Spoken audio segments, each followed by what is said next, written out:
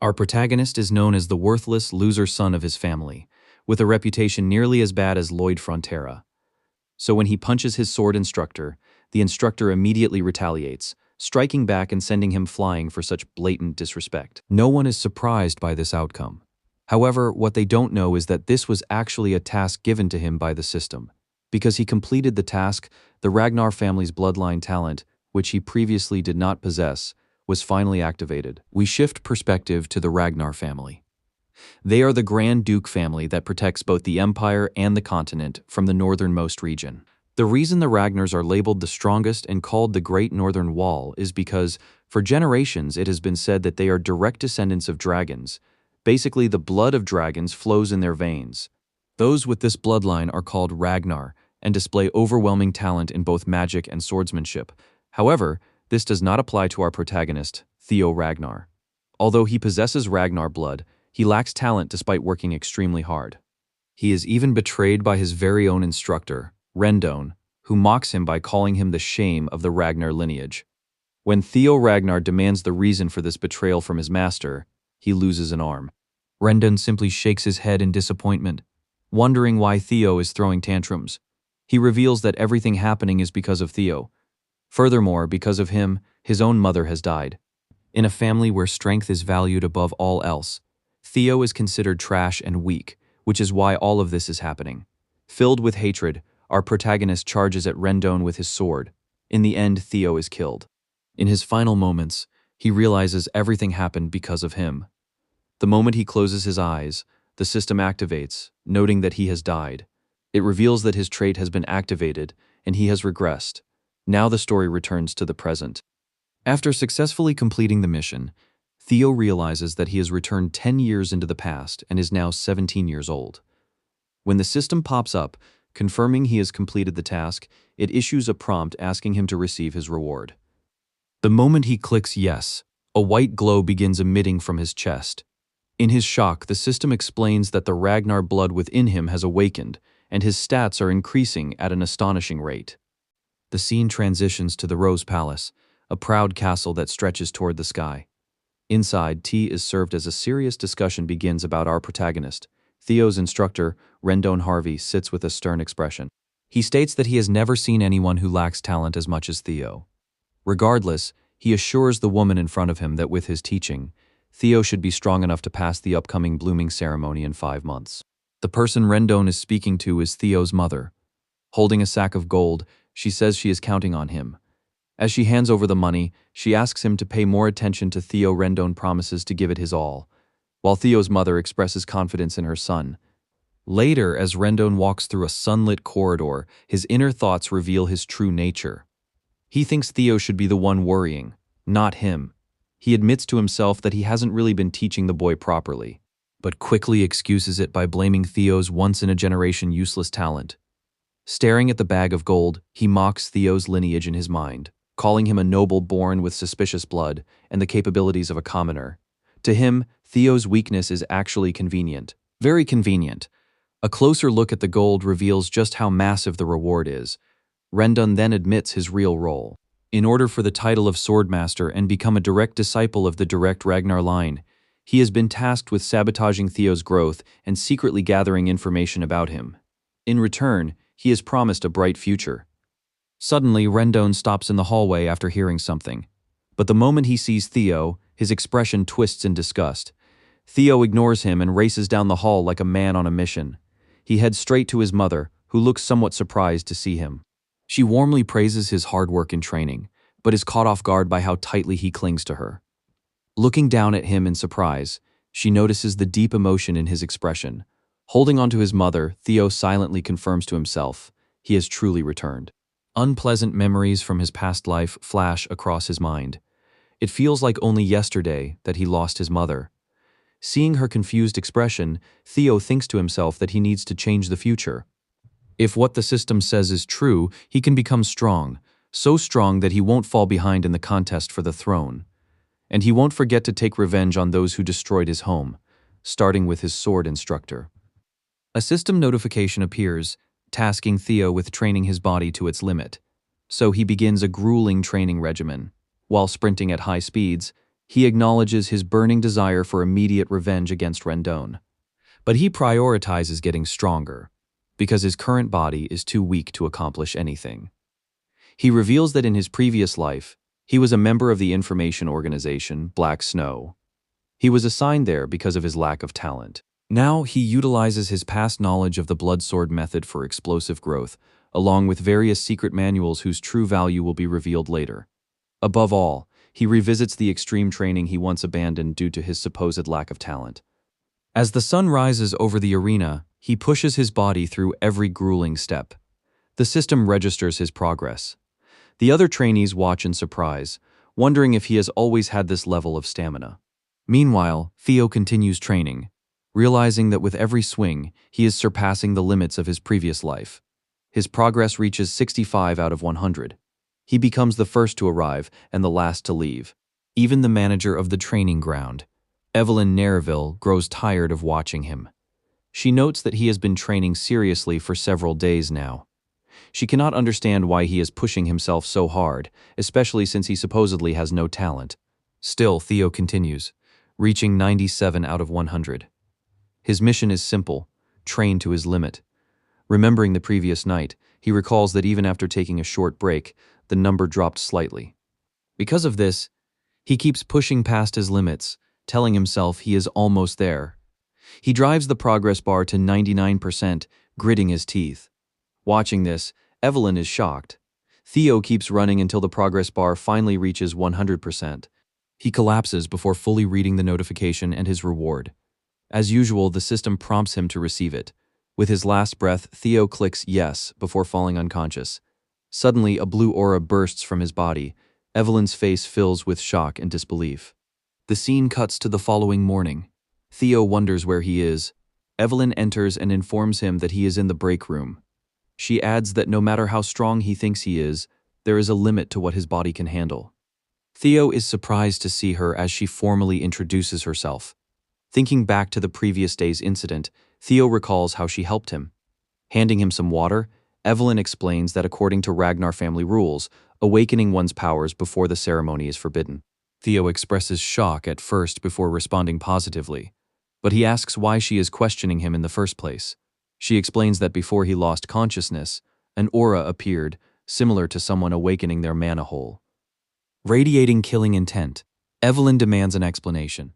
Theo thinks to himself how ridiculous the claim sounds.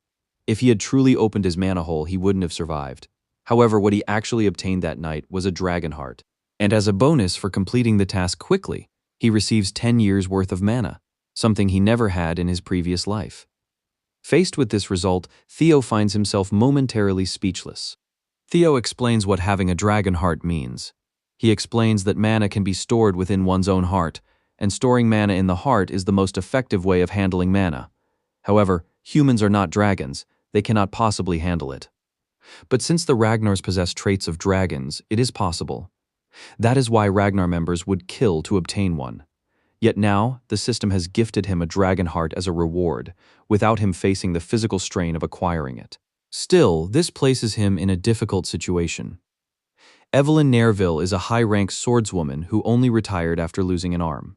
She was so strong that she became the official commander of the White-Armored Dragon Cavalry and was adored by Darren, the dragon of the White-Armored Dragon Cavalry. What makes her truly terrifying is her fierce and principled personality.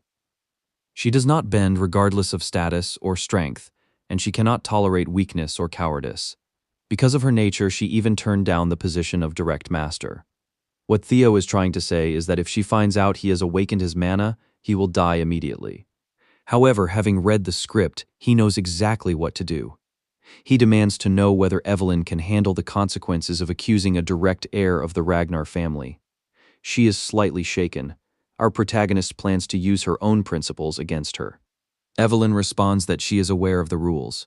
In that case, our protagonist asks if she knows the punishment if her accusations turn out to be false. It would be interpreted as an insult, and the punishment for that insult is immediate execution.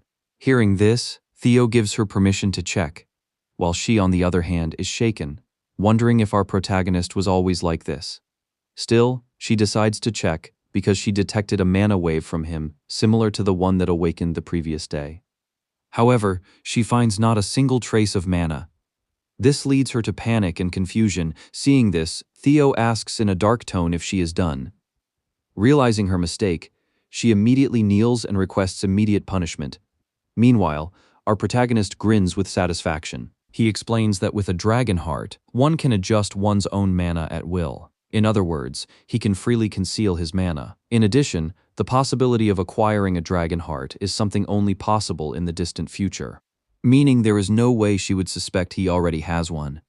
Instead of killing her, our boy asks what she was doing. He further notes that she was simply doing her job and asks how many people would dare demand the truth from a direct heir. Our protagonist deeply admires her, so to help her, he explains that the reason awakening mana is forbidden was not something serious, but to prevent the misuse of mana. Regardless, he appreciates her and thanks her for taking care of him. Evelyn is left momentarily stunned and speechless. As for our protagonist, he is excited. Because now, with his dragon heart and 10 years worth of mana, the level of strength he can reach is unimaginable. The scene transitions to a few days later. Our protagonist is being taught swordsmanship by Rendone. The man keeps insisting he swing the sword the right way, which is actually wrong, but our protagonist follows his instructions, ignoring the mistakes and pretending to be weak. He knows Rendone is deliberately teaching him nonsense, and he suspects the man can only dare act this way because he has a backer. He confirmed this in his previous life, because that was likely the person who killed him. Our protagonist begins thinking of ways to draw that person out. Then, an idea strikes him. When Rendone demands to know why he is spacing out, our protagonist suddenly snaps the wooden training sword in half. He accuses Rendone of teaching him nonsense and calls him trash. He further demands to know how someone with such pathetic skills became an intermediate swordsman.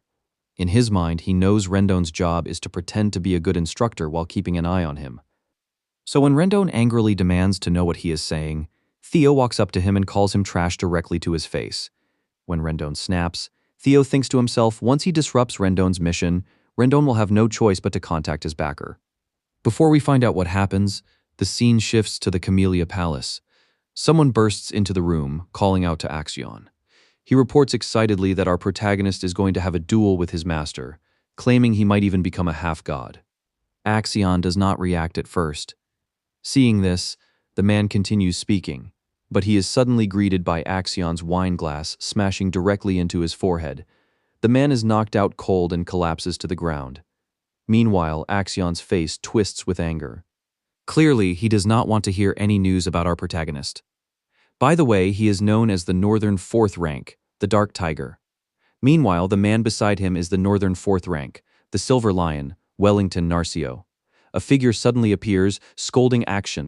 He reminds him that disruption caused by carelessness cannot be tolerated.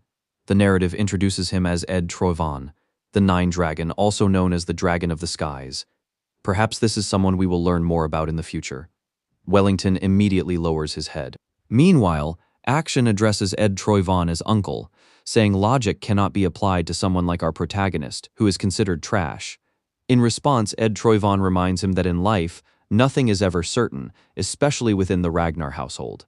Hearing this, Action does not think much of the situation. He believes Rendone can handle things on his own. The timeline skips forward 4 weeks. Inside the fourth training ground, the time for our protagonist's duel with his teacher has arrived. Evelyn is present, and elsewhere a mysterious figure stands watching from the shadows. Theo stands in the center of the arena. He never planned for things to escalate this far. He explains that his original intention was to humiliate Rendone and get him fired. However, things have reached this point. In addition, the system has tasked him with defeating Rendone, making this the perfect opportunity to finally carry out his revenge. We flash back to the moment Theo confronted Rendone and bluntly told him his skills were trash and that he was fired. Rendone immediately objects, reminding him that his contract isn't over yet, but Theo shuts him down cold. Since he's being dismissed directly by his employer, there's nothing left to argue about. Theo really wants to smash this old bastard's face in, but he knows he's not strong enough yet. On the other hand, Rendone can't accept being fired, not when he hasn't fulfilled his real mission. As he approaches Theo to talk him out of it, a system window suddenly appears before Theo's eyes. His new mission was to fight and defeat Rendone. Theo is caught off guard. Right then, Evelyn Neville steps in and suggests they settle this the Ragnar way. In other words, through strength. Instead of dragging things to a tribunal, a sword duel will decide the outcome, and the winner takes all. Rendone instantly latches onto the idea and praises it as the perfect solution. Theo is left conflicted. Evelyn keeps encouraging the duel, but Theo knows he isn't ready to beat this man yet. Still, the fight becomes inevitable. Soon, the two stand facing each other. The surrounding crowd quietly mocks Theo. They whisper that he can't even swing a sword properly and are convinced today is the day he'll end up crippled. After all, how could an apprentice possibly defeat a mid-rank swordsman? Rendone smugly offers Theo a way out. If he apologizes now, and he'll pretend nothing happened. But Theo snaps back, saying Rendone should be the one apologizing. He warns him that unless he wants to lose an arm, he should accept his dismissal and leave peacefully. Rendone only smiles wider. To him, this fight is already won. In fact, he plans to kill Theo during the duel and make it look like an accident. When the match begins, Rendone allows Theo the first move as a show of teacher's generosity. Theo rushes forward with his sword raised. At the same time, Rendone adjusts his stance. The audience is shocked. Our protagonist charges recklessly, swinging his sword like someone who barely knows what he's doing. They conclude that at this rate, our protagonist would likely die. Meanwhile, Rendone mocks him slightly, asking if he is now struggling against the intermediate swordsman he dismissed. To Rendone, Theo isn't even a proper low-rank swordsman. He is just an apprentice. Even if he improved a little, it shouldn't make a difference. Unless Theo had reached the level of the Four Hounds of the North, this outcome was inevitable. In Rondone's eyes, there's no way someone from the Ragnar clan like him could win. The story then shifts to a few days earlier. Theo questions Evelyn about why she suddenly suggested the duel. Evelyn, as if expecting this conversation, explains she was helping him. If he truly wants to remove Rendone, he needs to be clever, because simply firing him won't solve the problem. She suspects someone powerful is backing him. When Theo asks how she figured that out, Evelyn says it was obvious from the strange sword style Rendone had been teaching, so she secretly had him investigated. Theo is naturally surprised. In his previous life, she never acted like this. Perhaps the Mana Holo incident caught her attention. Regardless, she explains that she began looking into Rendone. The investigation revealed that every trace of Rendone connects back to Carmelia Palace, and to Theo. That isn't surprising at all. Theo realizes with irritation that all of this trouble traces back to the miserable war for the throne. Still, he quickly pushes aside his frustration and admits he's impressed by how much Evelyn managed to uncover. He then confesses that with his current ability, he's not confident he can defeat Rendone yet, and asks what she plans to do. Evelyn calmly tells him he can win. His real problem is that he keeps underestimating himself. Back in the present, the duel continues. Rendone keeps launching attack after attack, yet Theo blocks them with surprising ease. Now it's Rendone who starts feeling uneasy. This isn't the Theo Ragnar he remembers. The momentum shifts, and suddenly the one being pressured is Rendone. The crowd can sense it too. Among them, a hooded spectator watches nervously from the stands. Meanwhile, Evelyn looks thoroughly entertained. She's even proud. The story then jumps back to the past, revealing that for an entire week, Evelyn personally trained Theo. She admits it technically breaks the rules, but since Rendone was never a proper teacher to begin with, she didn't feel guilty. Theo can't hide his grin. After hearing this, to him, gaining Evelyn's support was clearly worth it. Still, one concern lingers. He asks why she's going this far to help him. Is it because of what happened before? Evelyn admits that's part of it. But there's another reason. Someone she knows has a habit of collecting talented individuals, and that person would be interested in Theo. Back in the present, the fight intensifies. Rendone grows increasingly desperate. He begins to wonder if Theo had been pretending to be incompetent all this time. In the middle of the clash, Theo suddenly asks who is backing him. Rendone reacts angrily, demanding to know what he means. But Theo presses on. He already knows Rendone was deliberately teaching him useless techniques, so he asks directly, is he connected to Carmelia Palace? The question freezes Rendone for a split second. And that reaction is all Theo needs. It confirms everything. In the next instant, Theo swings his sword, asking if Rendone knows the sensation of losing an arm. As he says this, he slices off Rendone's arm. The severed limb flies through the air. The crowd reacts with visible shock. Rendone screams in agony, cursing as he staggers. Theo walks toward him calmly, finally feeling the weight of his own growth. He reminds the old man of what he once said in the past, that everything was Theo's fault for being weak and talentless. In response, Rendone demands to know what he is talking about. Now, with a cold swing of his blade, Theo throws those same words back at him. Here, strength is everything. And someone this weak had no place among the Ragnar. With one final strike, Rondon's head falls. Blood splashes across the ground. Immediately, a system window appears, showing that he has completed the third tutorial. Meanwhile, we zoom in on the hooded figure, who is still expressing shock. In contrast, Evelyn and the mysterious figure from before wear satisfied expressions. Not only did Theo win, he exceeded the objective and earned a bonus reward. The system asks if he wants to claim it now, and the answer is obvious. At this point, everyone in the crowd has basically lost their minds. Watching an apprentice swordsman casually wipe out a mid-tier swordsman like that is enough to make anyone question reality. Meanwhile, Theo himself feels nothing but disbelief at how ridiculously weak the old man was. In fact, he's low-key embarrassed that someone like that ever made him suffer in his past life. Clearly, things are very different this time. Right then, the system pops up and reveals that the ability Observation has been activated as a reward, and as a little bonus on top, he also gains 1 full year of magic power. Suddenly, a man crashes down from the sky, slamming into the ground like a meteor. Before Theo can even process what's happening, the man calls out his name with a wide grin. The man is none other than Julius Ragnar, the demon dragon and commander of the white-armored dragon cavalry. Theo is completely stunned. He can't believe it's actually him and immediately wonders how long this guy has been watching. Meanwhile, the crowd goes into full panic mode. The commander of the white-armored dragon cavalry just showed up out of nowhere, and no one understands why someone of his status is even here. This must be the talent collector Evelyn mentioned before. Speaking of Evelyn, she looks absolutely devastated, mostly because his landing just destroyed the flooring.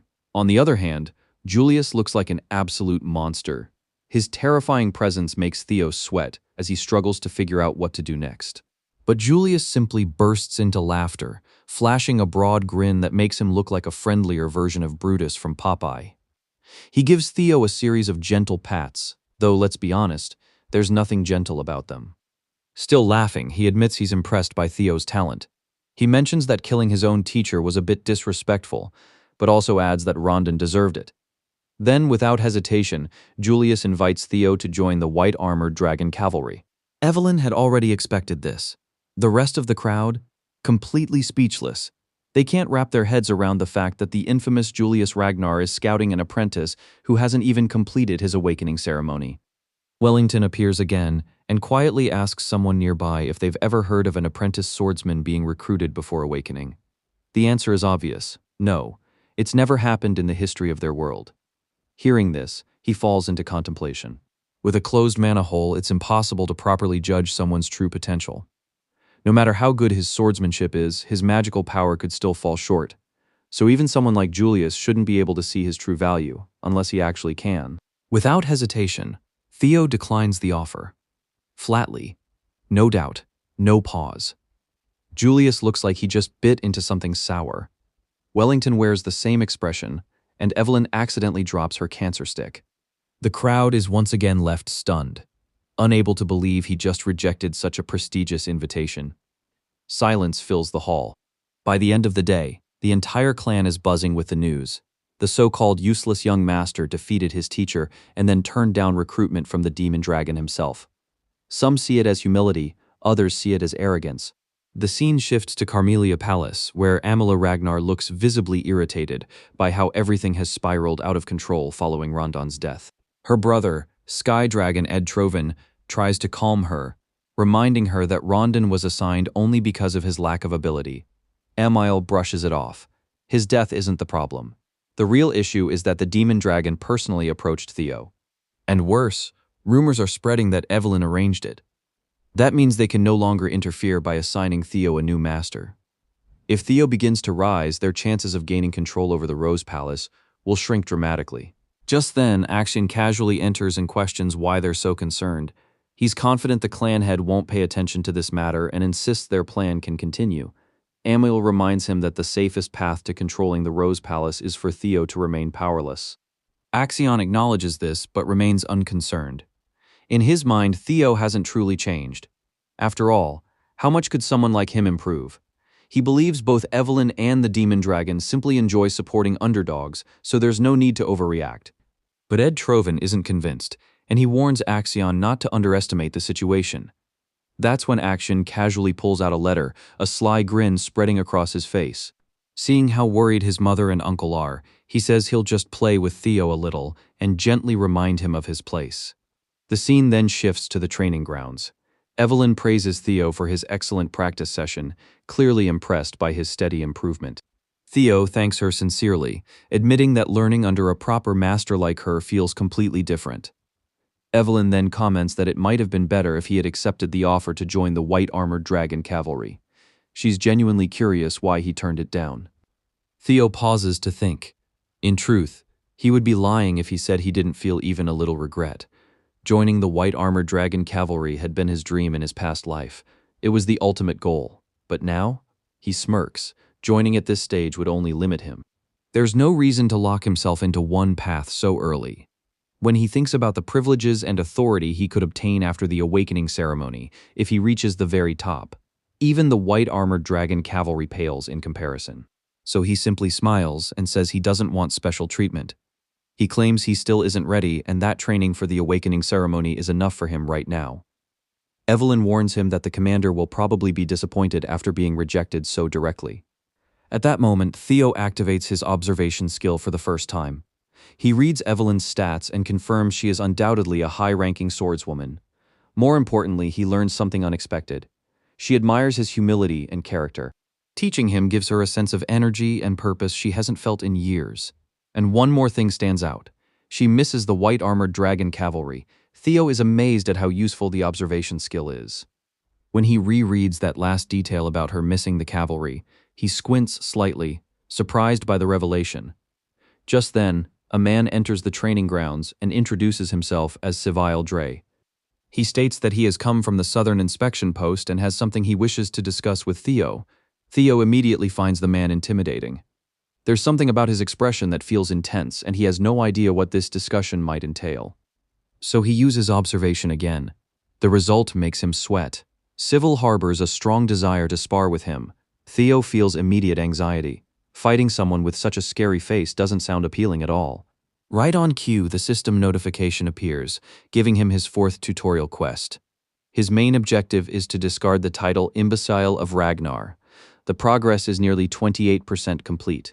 Civile then speaks frankly.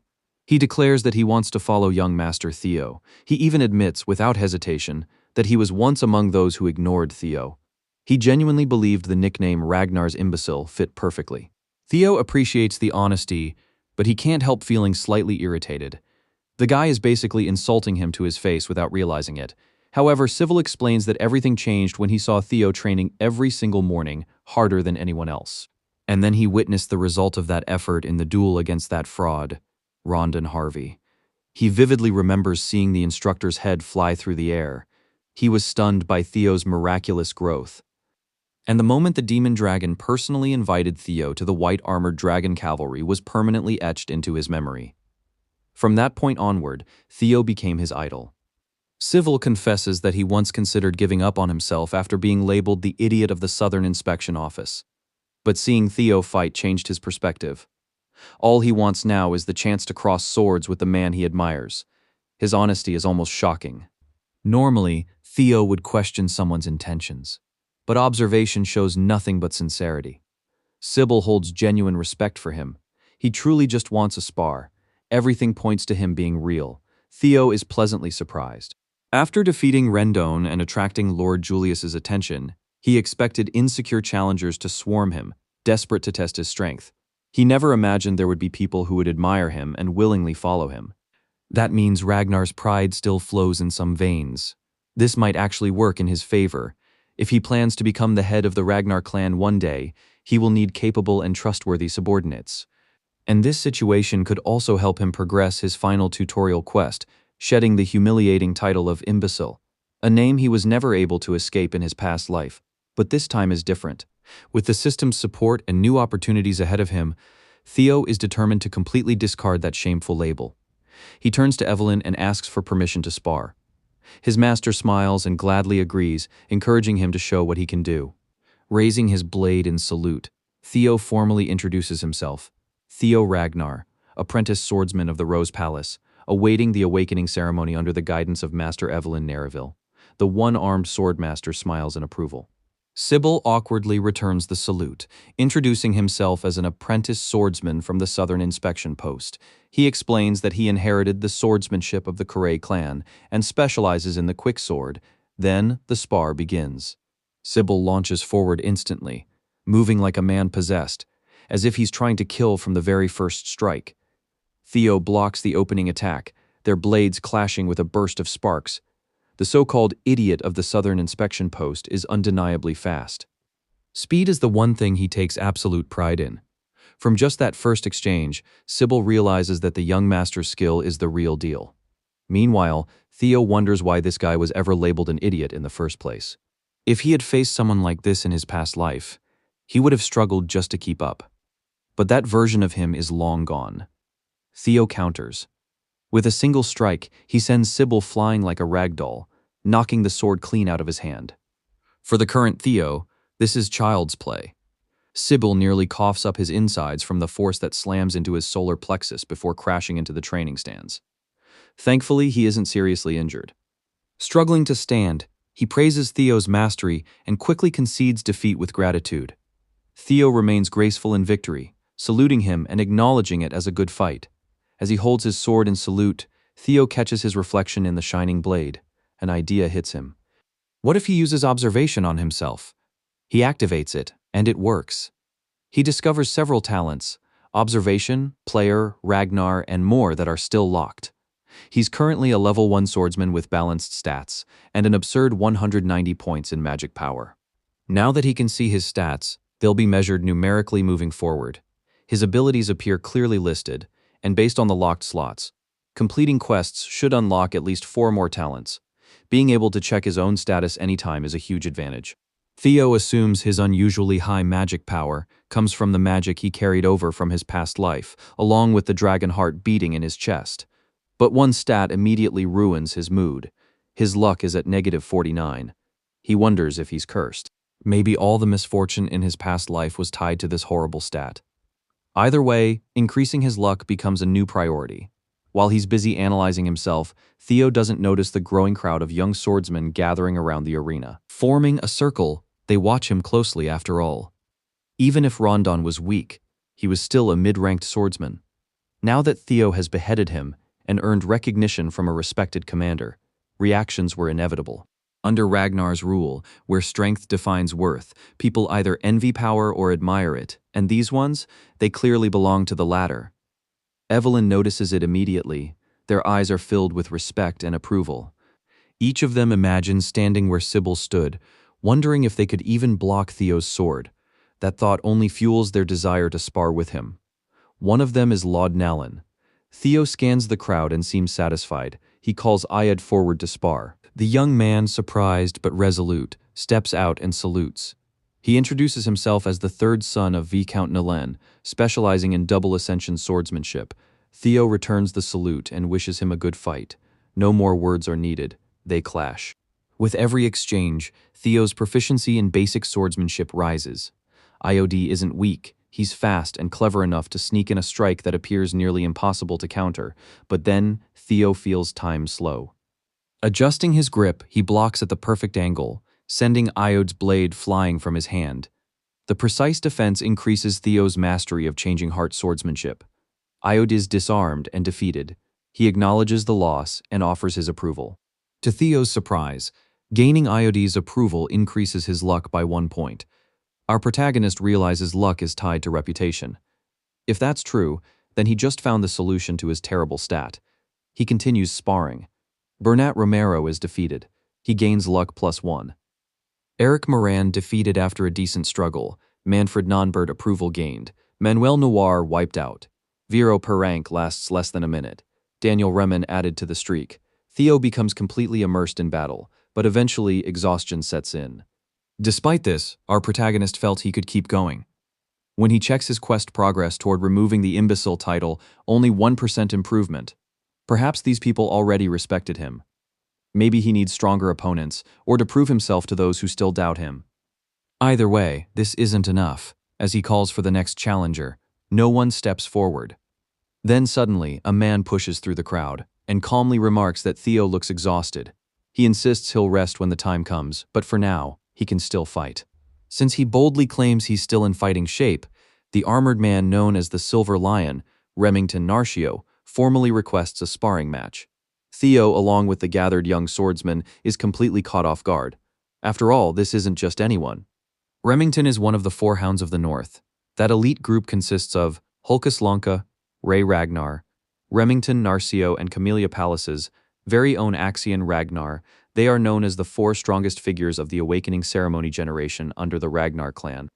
Remington explains that he arrived early simply to observe the young lord's swordsmanship before the ceremony. With a polite salute and a smile, he thanks Theo for accepting the duel. The Silver Lion is a true sword prodigy, blessed with sharp instincts and relentless discipline. And right now he finds himself intrigued by an unexpected rival, Theo.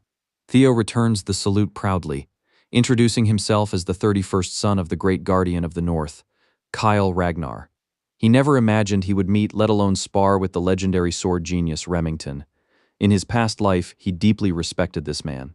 So when Theo says he's honored to cross blades with the famed young deputy clan head of Narcio, he truly means it. Caught up in the intoxicating thrill of constant battle, Theo simply wants to show what he's capable of. Both fighters eagerly step forward. Theo watches as Remington's aura erupts with terrifying intensity and can't help but wonder, can his current self really defeat one of the four hounds? They charge, blades collide, sparks explode. Each clash sends violent tremors across the stage. Theo stays locked in. Remington smiles, equally focused. Steel fragments scatter across the arena. Then, one sword finally gives in after enduring too much strain. Evelyn watches without blinking. The previously defeated young swordsmen stand frozen. The arena falls silent. As the sound of a broken blade hitting the ground echoes, it's Theo's sword. In a single overwhelming clash, Remington slices it clean in half, stopping his strike mere inches before Theo's neck. To everyone watching, the outcome seems obvious. Young Master Theo has lost. Sybil refuses to believe it at first, but the truth is undeniable. No matter how much Theo has improved, defeating one of the four hounds still feels impossible. They are the strongest of their generation for a reason. Still, Sybil argues that Theo's fighting spirit alone is worthy of admiration. Then, to everyone's shock, the Silver Lion declares the duel as his own loss. He respectfully salutes Theo. With flawless composure, he thanks the young lord for the match. Remington explains that Theo's blade was already worn before the duel even began. Not to mention the fatigue from his previous battles, but Theo shakes his head.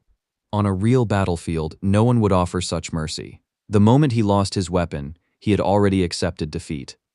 Remington simply smiles in understanding. The two shake hands, and in that moment, a deep mutual respect is formed. Remington hopes they can one day fight again under proper conditions. Theo agrees. The crowd watches in disbelief. Theo has just earned recognition from one of the four hounds. Maybe the young master really is built different. Thanks to this duel, his quest progress jumps to 35%. Evelyn sighs in relief. This couldn't have gone better. Theo now has a true sense of the hound's strength. Through quests, talents, and secret manuals, he has grown far stronger than before. But crossing blades with the Silver Lion reminds him he still has a long way to go. Even though the duel ended prematurely, he gained a lot. His luck increases by 10, his reputation soars. Still, the quest is far from complete. He'll need to actively create opportunities, perhaps a stage to earn approval. Then Remington reveals something unexpected. He didn't come just for a duel. He hands Theo a formal invitation. To the Scaled Dragon Society. The name alone makes the young swordsman's blood race. Sybil exclaims that this is an elite high society group with a brutal selection process. And Remington himself is extending the invite. For any rising star, this is a huge honor. Theo modestly asks if he's truly worthy. Remington assures him immediately it's not as serious as it sounds anyway, mostly a gathering of peers awaiting the awakening ceremony. Now the rest of the guys felt left out because they weren't invited. Still, Theo knows the truth. The society revolves around his half-brother, Axion, a nest of snakes who view him with nothing but contempt, which makes it the perfect place to progress his quest. It's also a chance to observe Axion and the Camellia Palace up close. Seeing no reason to refuse, Theo accepts the letter. He thanks Remington formally and promises to step into the den of his enemies. Remington smiles and shakes his hand. He says he's glad to have brought in another rising star. He tells Theo not to hesitate to reach out if he ever needs anything. The meeting is set for 2 weeks later, which means that's all the time Theo has to prepare and put a plan in place. From the sidelines, Evelyn takes a slow drag of her cancer stick, clearly worried about what her new disciple has just stepped into. Not long after news of Theo's invitation to the prestigious high society gathering reaches the Rose Palace, his mother, Cecilia, bursts into his room with a bright, excited smile. Theo was planning to deliver the news himself, but clearly that's no longer necessary. Cecilia has already summoned the palace's grooming team. It's the first time her son has ever been invited to something this important, so her excitement is only natural. After all, this is the same club that includes Axion, the son of that cunning Amel, and prodigies like Remington. These young elites even draw attention from the council itself. Cecilia understands that everything about Theo, from his clothing to his composure, will be closely judged. Without wasting time, she pulls out a measuring tape and begins taking his measurements. She knows Theo's etiquette will be flawless. But appearance and presence, that's a different battlefield. Thankfully, this is something she can personally guide him through. She used to be a renowned actress, after all. More than anything, she's just happy to help her son. Theo knows the burden his mother has always carried, being a commoner concubine who bore an illegitimate child.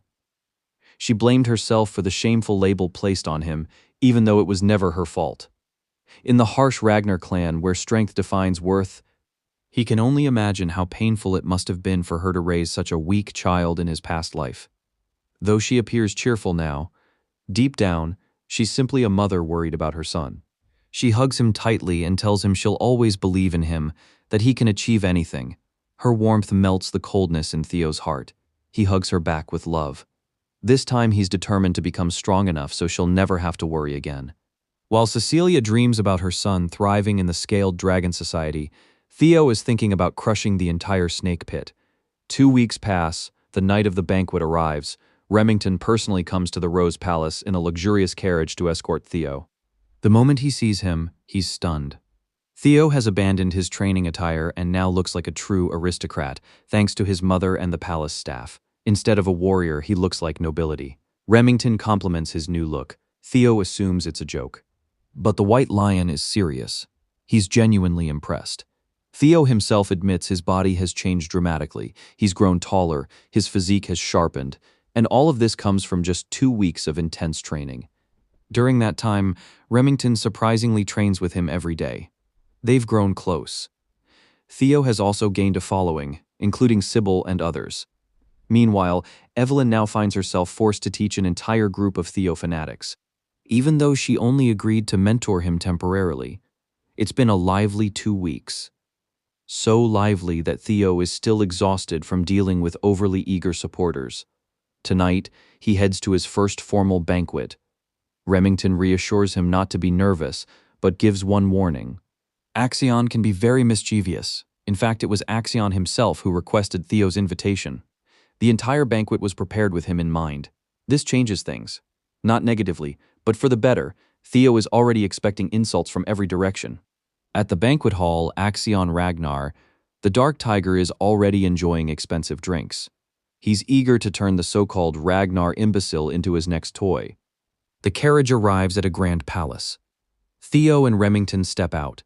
Theo scans the surroundings.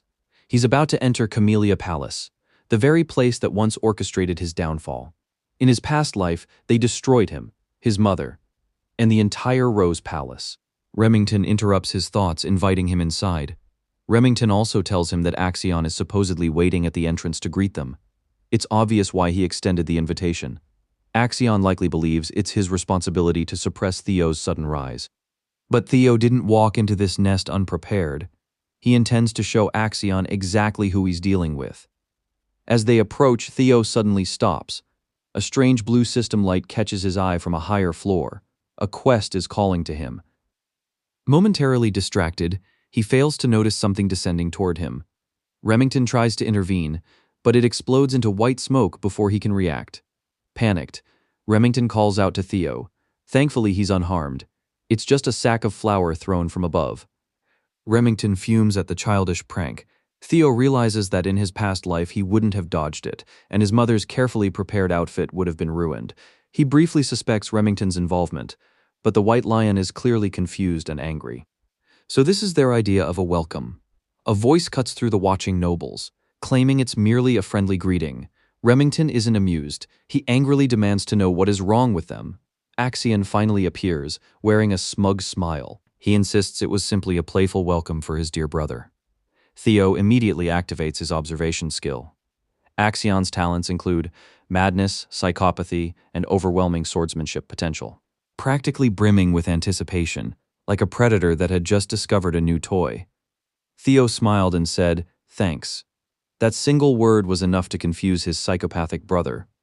Theo continued, saying that with how warmly Axion had welcomed him, he was naturally grateful, and he was especially looking forward to the party tonight. Axion's confusion quickly melted into delight. This brother of his had truly become interesting since the last time they met. Soon after, Remington and Theo entered the banquet hall, where the most promising members of noble society had already gathered. It was an extremely private event. Only a select few were invited to wine, dine, and converse among their equally talented peers. Yet everyone's attention was fixed on one particular guest. They couldn't understand why Axion would invite trash. Even if Theo came from the direct Ragnar bloodline, he was still widely known as the imbecile. His presence alone was an eyesore to the so-called Scaled Dragon Society. Still, they had to admit, his drip was cool. Most nobles understood the situation. To them, Axion wasn't honoring Theo. He was simply playing with his new toy. The nobles didn't even bother lowering their voices. Their mockery echoed freely across the hall.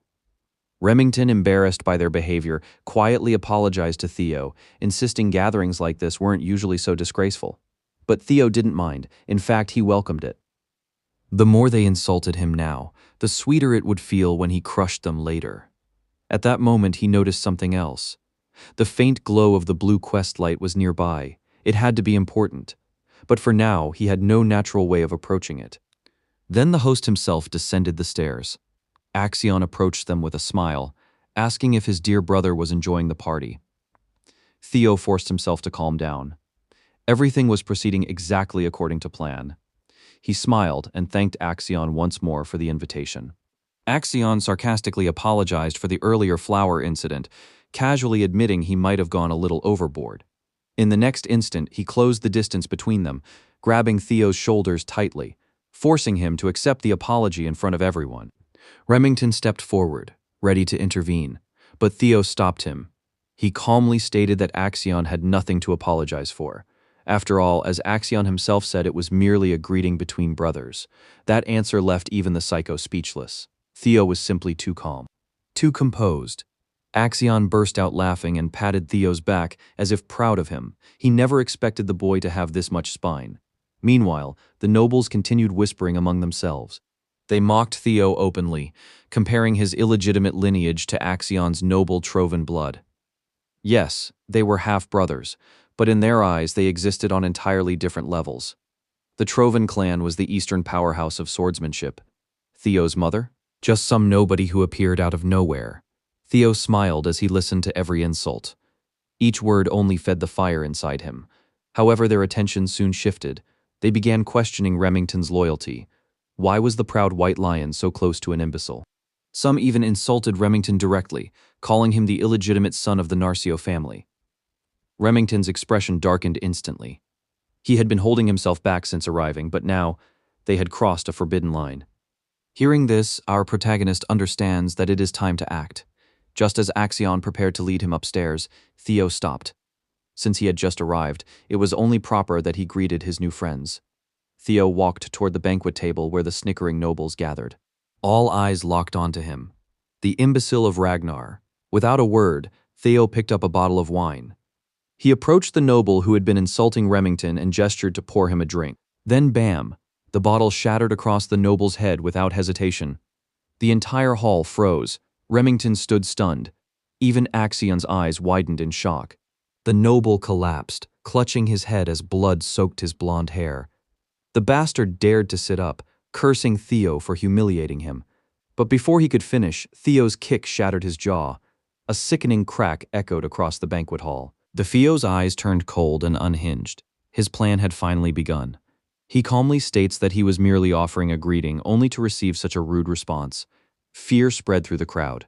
At that exact moment, his quest progress rose and reached 43%. Remington watched Theo with confusion. Theo had never reacted when he was insulted, so naturally Remington wondered if he was doing this because of him. As the noble writhed on the floor, bleeding and broken, Theo declared this to be his form of welcome. Then he stepped on the man's arm, slowly, deliberately, and applying pressure. Since he had already said hello, perhaps it was time to say goodbye. The noble begged him to stop. Theo didn't listen. Crack. Theo stomped down, completely shattering the young man's arm. The sound of breaking bones echoed throughout the hall. The nobles who once spoke so freely now stood frozen in terror. His quest progress rose again, now at 58%. The noble passed out from pain and shock, drool staining the palace floor. Theo kicked aside the unconscious body like trash. Then he looked at the crowd. With a cold and dangerous aura, he asked if anyone else wished to exchange greetings. His intimidating display pushes the quest progress up to 66%. Out of nowhere, knights who had been lurking in the shadows finally step forward and surround Theo from every direction. Hurting their young master is a sin, and the punishment according to them is death. Theo, however, just smiles, because this is going exactly according to plan. He casually asks them who the guy he just folded was. They proudly respond, Blondie is the third young master of the Hanabi clan, young master Ian Hanabi. That answer amuses Theo. The Hanabi clan is one of the 6 snow clans that support Ragnar. And as expected, the bodyguard knights of these pampered nobles couldn't just sit back and watch. They always jump in the moment someone dares to embarrass their masters. So Theo asks a simple question. What exactly is the issue if he decides to rough up their young master? Then, with icy pride in his voice, he asks if the dogs of Ragnar's bannermen truly dare demand his death. Can they really take responsibility for threatening the Ragnar's bloodline? Because disrespect isn't something the Ragnars tolerate. That statement hit hard. The knights' grips loosened, their rage melting into fear. You could see the moment they dared to go against Theo, they were cooked. And the suffocating pressure coming from Theo doesn't help either. This isn't the useless imbecile they're used to mocking. Now that they think about it, Theo is still a direct descendant of Ragnar, a legitimate successor to the throne. Ragnar is the Lord of the North, the ruler standing above the 6 snow clans. Declaring death upon the blood of the dragon isn't just bold, it's suicidal.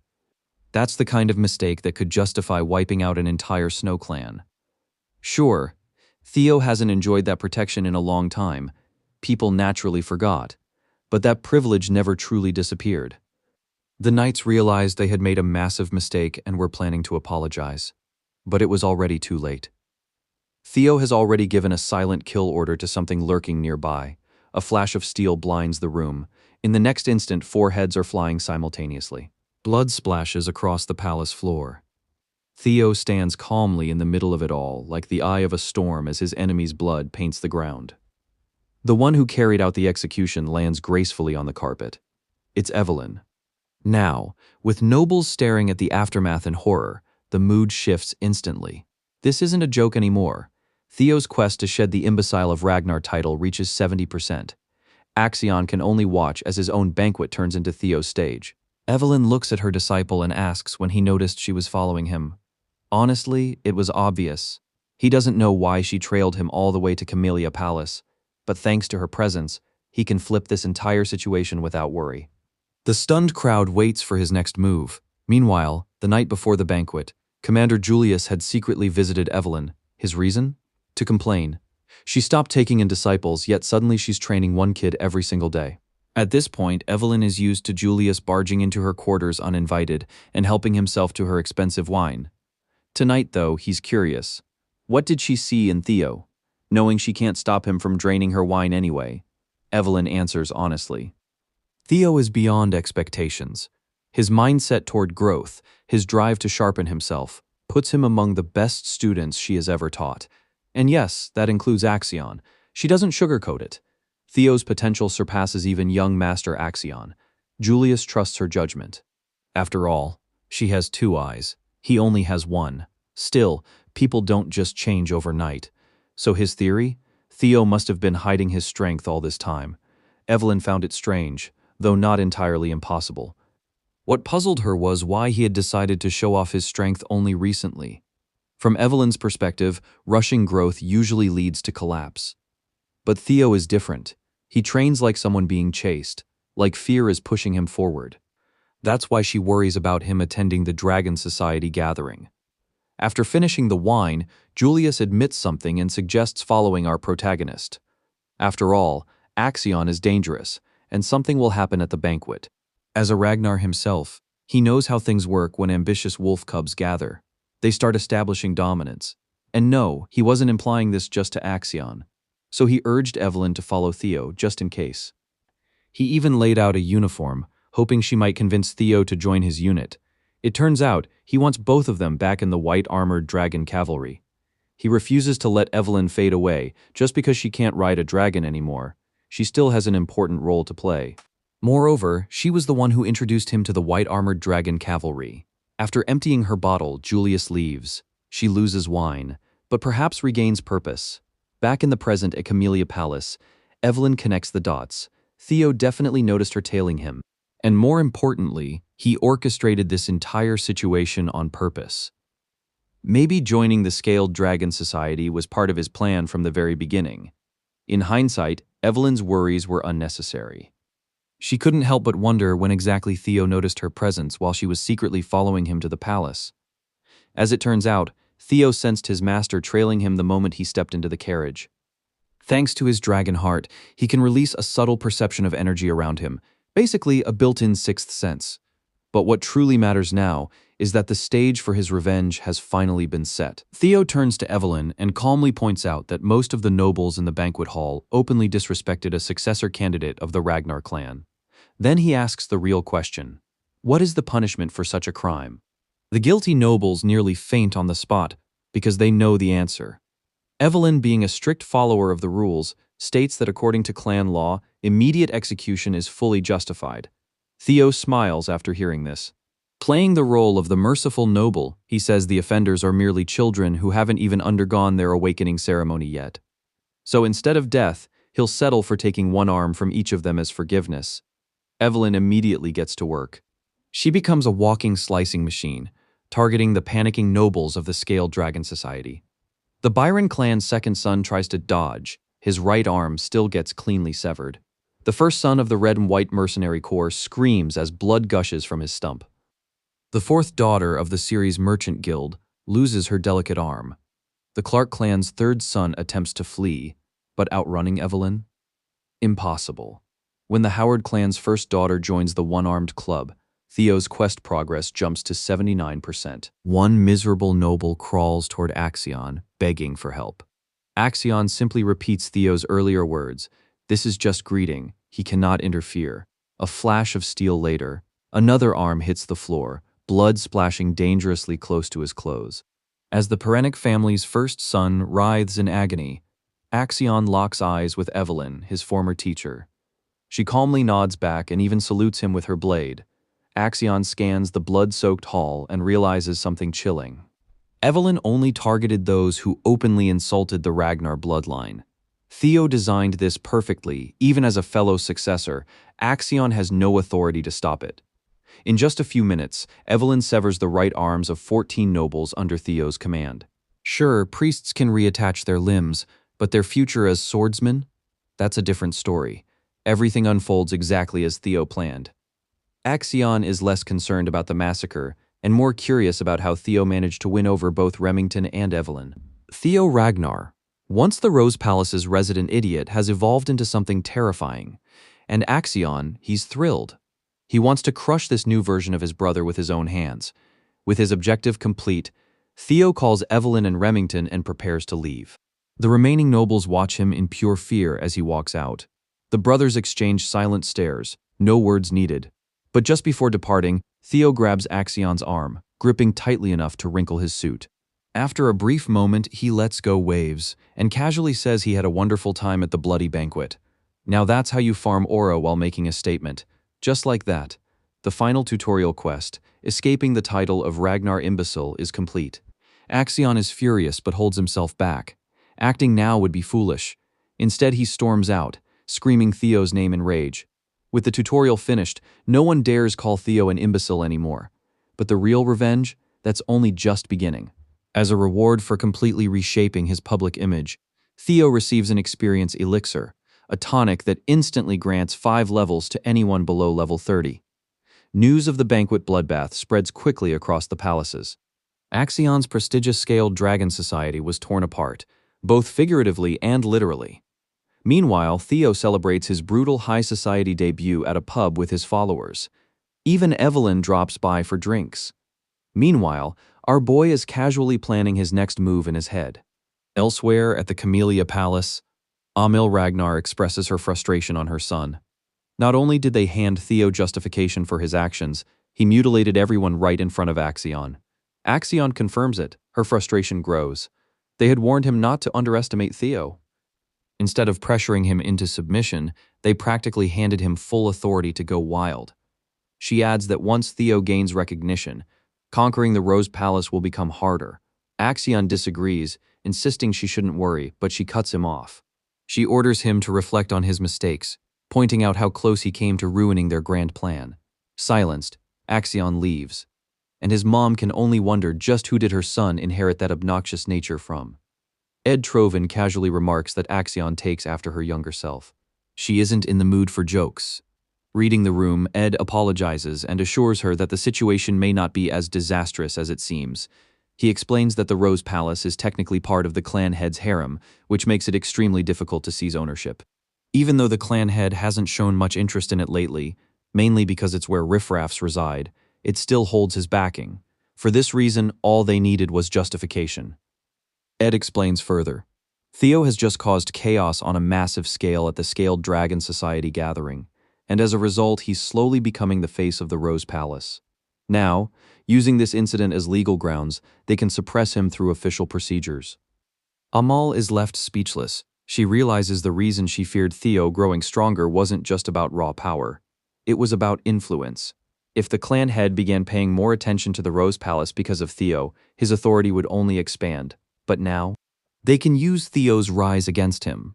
If handled correctly, the Camellia Palace can legally suppress him, forcing the Rose Palace to bow before them. For the first time, she thinks the plan might actually work. She asks Ed how long preparations will take. He calmly assures her that everything is already in place. By tomorrow morning, she'll hear wonderful news. He gently tells her to relax, enjoy a bath, and sleep well. As a thoughtful gesture, he even presents an aromatic candle from the South Akron volcanic region. Emil finally decides to trust her elder brother and thanks him.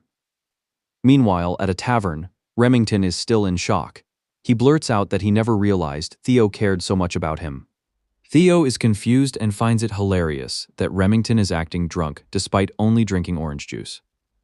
Remington explains that even though Theo endured countless insults himself, the moment someone targeted him, Theo stepped forward without hesitation. He admits he feels ashamed for doing nothing when the insults started.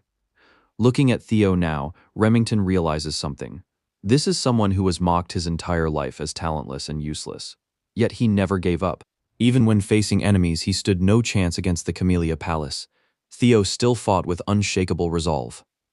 Remington recognizes the courage it takes to wield a sword without hesitation. And to him, Theo did all of that for his sake. The guy gets emotional. Theo quickly realizes this is a massive misunderstanding. Remington stands up and declares that despite his clan's expectations, initially he was instructed to follow Axion, but now he wants to forge his own path, and that path leads to Theo. The tavern erupts in cheers, praising the duo.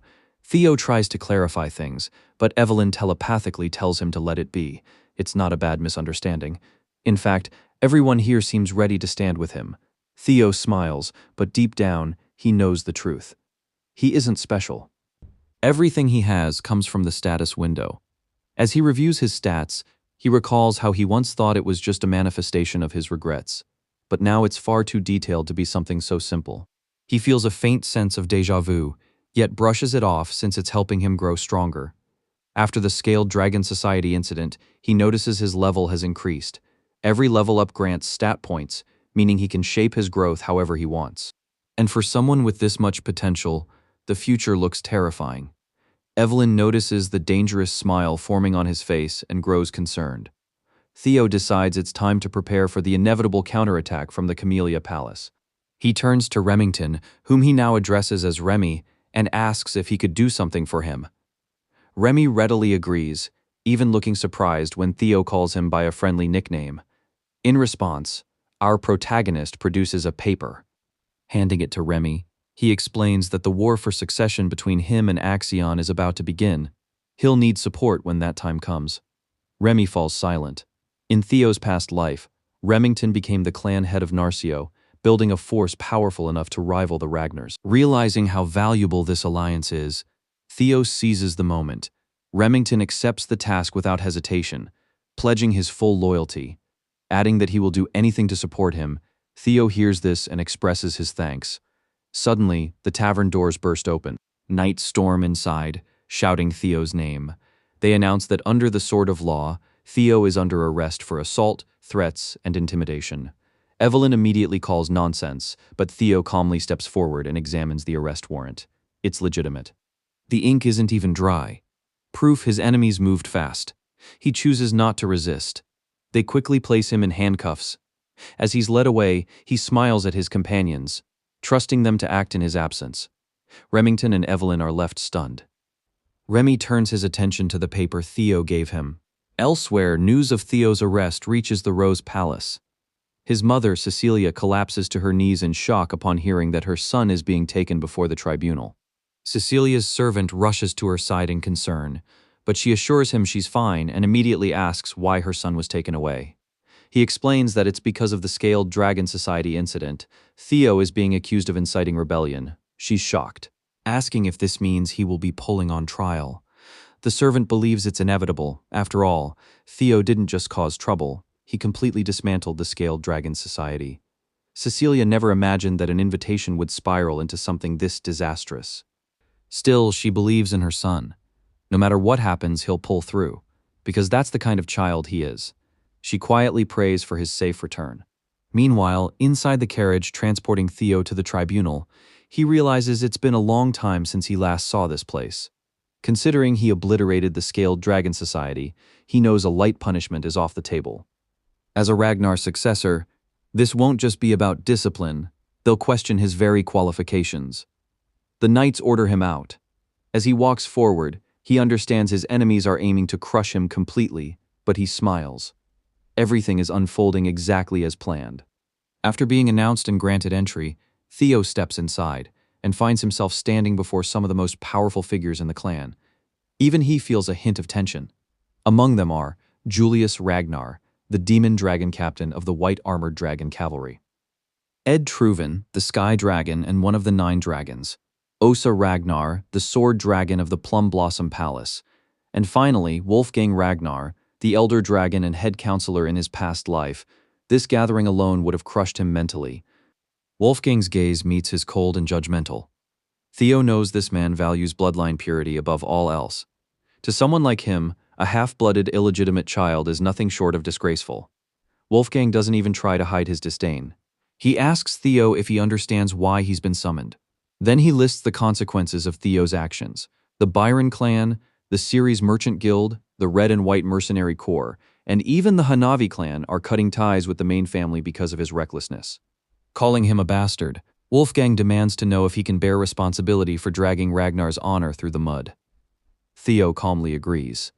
He admitted that Wolfgang's words were indeed correct.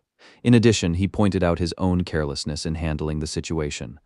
However, to their shock, he declared that he had been too lenient, because instead of cutting off their arms, he should have cut off their heads. The room falls into stunned silence. Theo continues, declaring that all these clans are vassals of Ragnar. The Lord granted them land and honor, meaning they owe loyalty and even their lives in return. That is the foundation of chivalry. Yet they defied their Lord. Had he known the extent of their insolence, he says, he would have executed them outright to preserve that principle. He could not simply watch centuries of Ragnar honor be trampled. Julius finds his stance impressive and believes the justification may earn him a standard punishment. Wolfgang, however, suspects Theo is mocking them with clever rhetoric. But Osa Ragnar speaks up. She agrees with Theo's assessment of the situation, leaving Wolfgang visibly surprised. Yet, while Ragnar may be powerful, that does not make them invincible. If they ignore the voices of their vassals and knights, the clan will eventually fall. She adds that one cannot rule the world through tyranny alone. Theo, hearing this, agrees to keep her words in mind and silently observes her. Apparently, Osa Ragnar is the clan head's first wife and the greatest swordsman in the north. And thankfully, she is not hostile toward him. Because of this, Osa tells Theo that punishment is unavoidable. When asked what it will be, Wolfgang declares 3 months of probation. In response, Theo reminds them that the awakening ceremony is still 2 months away, a remark that irritates Wolfgang, who interprets it as insolence. Osa, however, considers Theo's request and decides to allow him to participate in next year's awakening ceremony. Not only Theo, but also the noble children who were injured, will join the ceremony next year, meaning his delayed participation effectively levels the playing field. Ed Trovian observes that, thanks to Julius's subtle intervention, Theo's punishment turns out lighter than expected. The delay brings dishonor, and since Theo represents the Rose Palace, that dishonor reflects directly on it, which creates the perfect opening for the Camellia Palace to move against the Rose Palace. But to his shock, Theo actually requests an appeal. The entire room freezes upon hearing this. Ed Trovian, initially caught off guard, cannot suppress the smile forming on his face. To him, this is perfect. Theo's arrogance clearly knows no bounds, and things are only getting easier. Out of concern, Julius asks if Theo truly understands what an appeal means. Theo calmly confirms that he does. In his thoughts, 3 months of probation isn't something he's willing to accept. In Ragnar tradition, an appeal is not paperwork, it is war. Theo declares that he refuses even a slap on the wrist. In the end, only the strong decide what is right, and instead of punishment, he believes he deserves a reward for defending Ragnar's honor. The room falls silent. And by doing this, our protagonist unintentionally triggered his very first system mission. After completing the tutorial, his path to succession has officially begun. Elsewhere, at the hidden northern branch of the series Merchant Guild, flames consume the compound. Evelyn cuts down the last survivor, while Remington confirms this was exactly the place Theo predicted. As the base is destroyed, they uncover something important.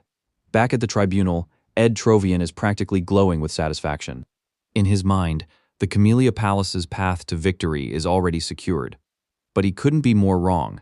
After a long silence, Wolfgang questions the protagonist, asking if he is truly willing to turn an issue that could be resolved in 3 months into a war.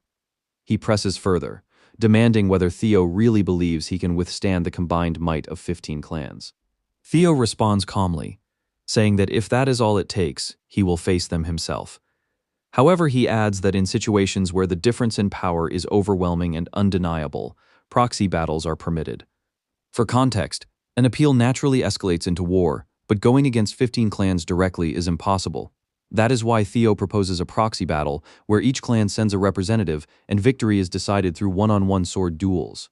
If this continues, there is a strong likelihood that Theo will eventually face Axion.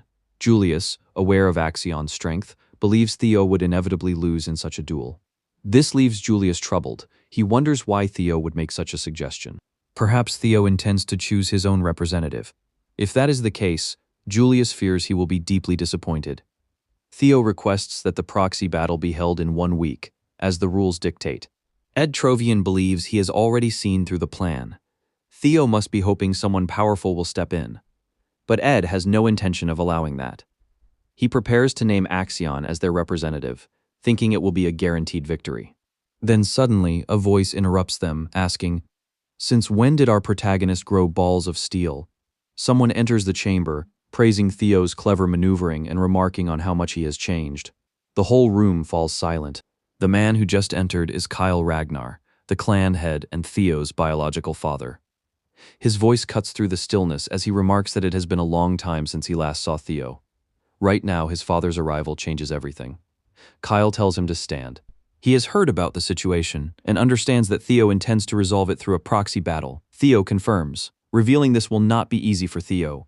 Kyle, the clan head, leans forward and asks who Theo intends to choose as his representative. Theo realizes this is a test.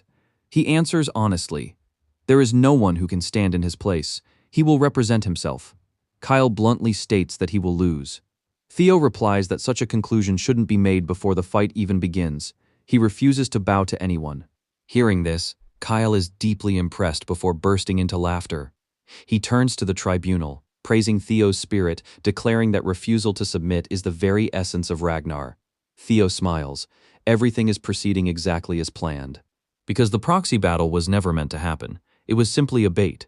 Thanks to Remington and Evelyn's mission, he expects to soon obtain proof of the Camellia Palace's treason, a victory without ever drawing his sword. Kyle then makes a surprising decision. As clan head, he wishes to test Theo personally. If Theo can endure a single strike from him, all charges will be dropped. Theo is stunned. The trial itself will be forgotten. Kyle orders him to step outside. Ed immediately protests. He knows exactly what this means. If Theo survives even a single blow, he will earn the clan head's approval. But Ed is certain, utterly convinced that Theo won't survive it. Just in case things don't go his way, Ed steps in to object, trying to prevent the MC from gaining favor in the clan head's eyes. He questions how mere vassals and bannermen would dare comment on the blood of the clan leader's son and starts rambling about the rules of the proxy battle. But Kyle Ragnar shuts him down immediately, making it clear that if any vassal dares to speak against the Ragnars, they should simply be removed. With no choice, Ed falls in line. Kyle then turns to Julius, who has been quietly giggling, and asks if he has something to say. The demon dragon replies that he's just surprised to see the Kyle showing interest after such a long time. Getting straight to the point, Kyle asks his son if he's willing to do it. Our boy realizes the situation has taken a sudden turn. Even though he didn't expect this, he smiles and accepts the challenge. However, he speaks up, saying this feels too heavy. Comparing a single strike from the clan leader himself to a proxy war against vassals and bannermen is absurd. His father asks if he's refusing, but the MC denies it.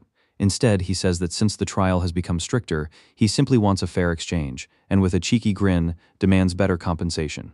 Kyle asks what he wants.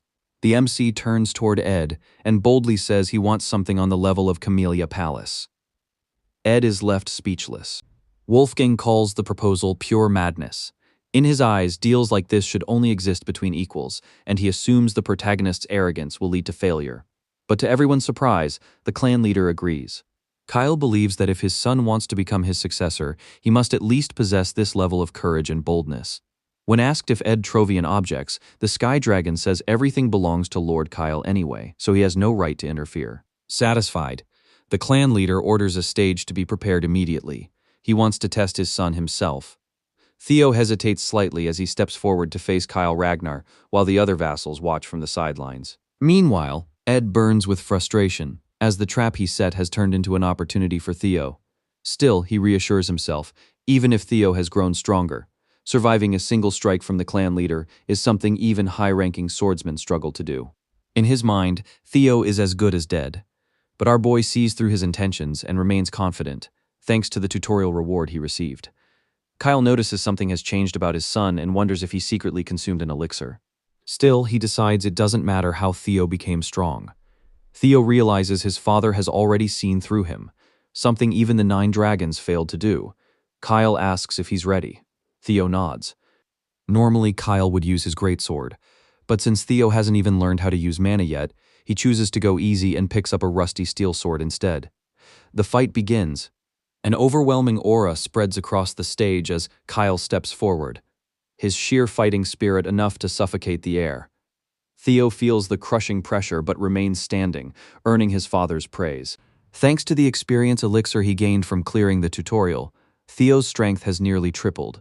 He gained 5 levels and poured all his stats into strength, finally stepping out of the realm of the weak and into something extraordinary.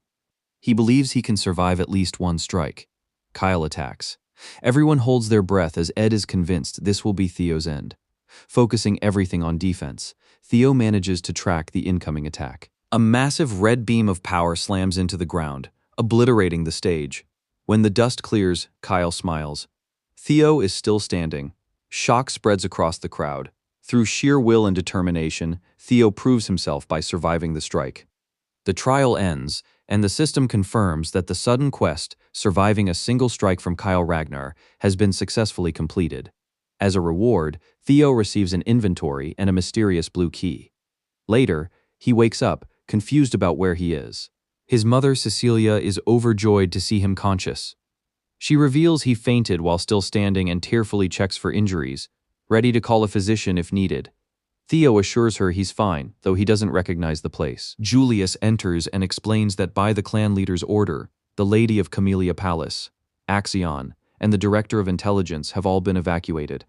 Theo realizes they are now inside Camellia Palace. The system updates him. His next task is to uncover its secret. Meanwhile, in the palace garden, Emile throws a tantrum, furious about being forced out of her own residence. The servants try desperately to calm her down. Seeing this, Ed gives Axion a chilling order: kill Theo Ragnar. Axion begins discussing plans for the awakening ceremony, but Ed cuts him off and demands Theo's head instead. His eyes burn with a desire for revenge. After everything settles, we shift to our protagonist. Theo reflects on the outcome. Despite things not going according to plan, he achieved far more than expected. Without even using his trump card, he managed to secure Camellia Palace. On top of everything, he unlocks yet another authority.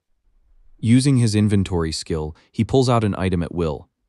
Our boy casually munches on an apple, still wondering how all this system nonsense is even possible, but hey, if it works, it works.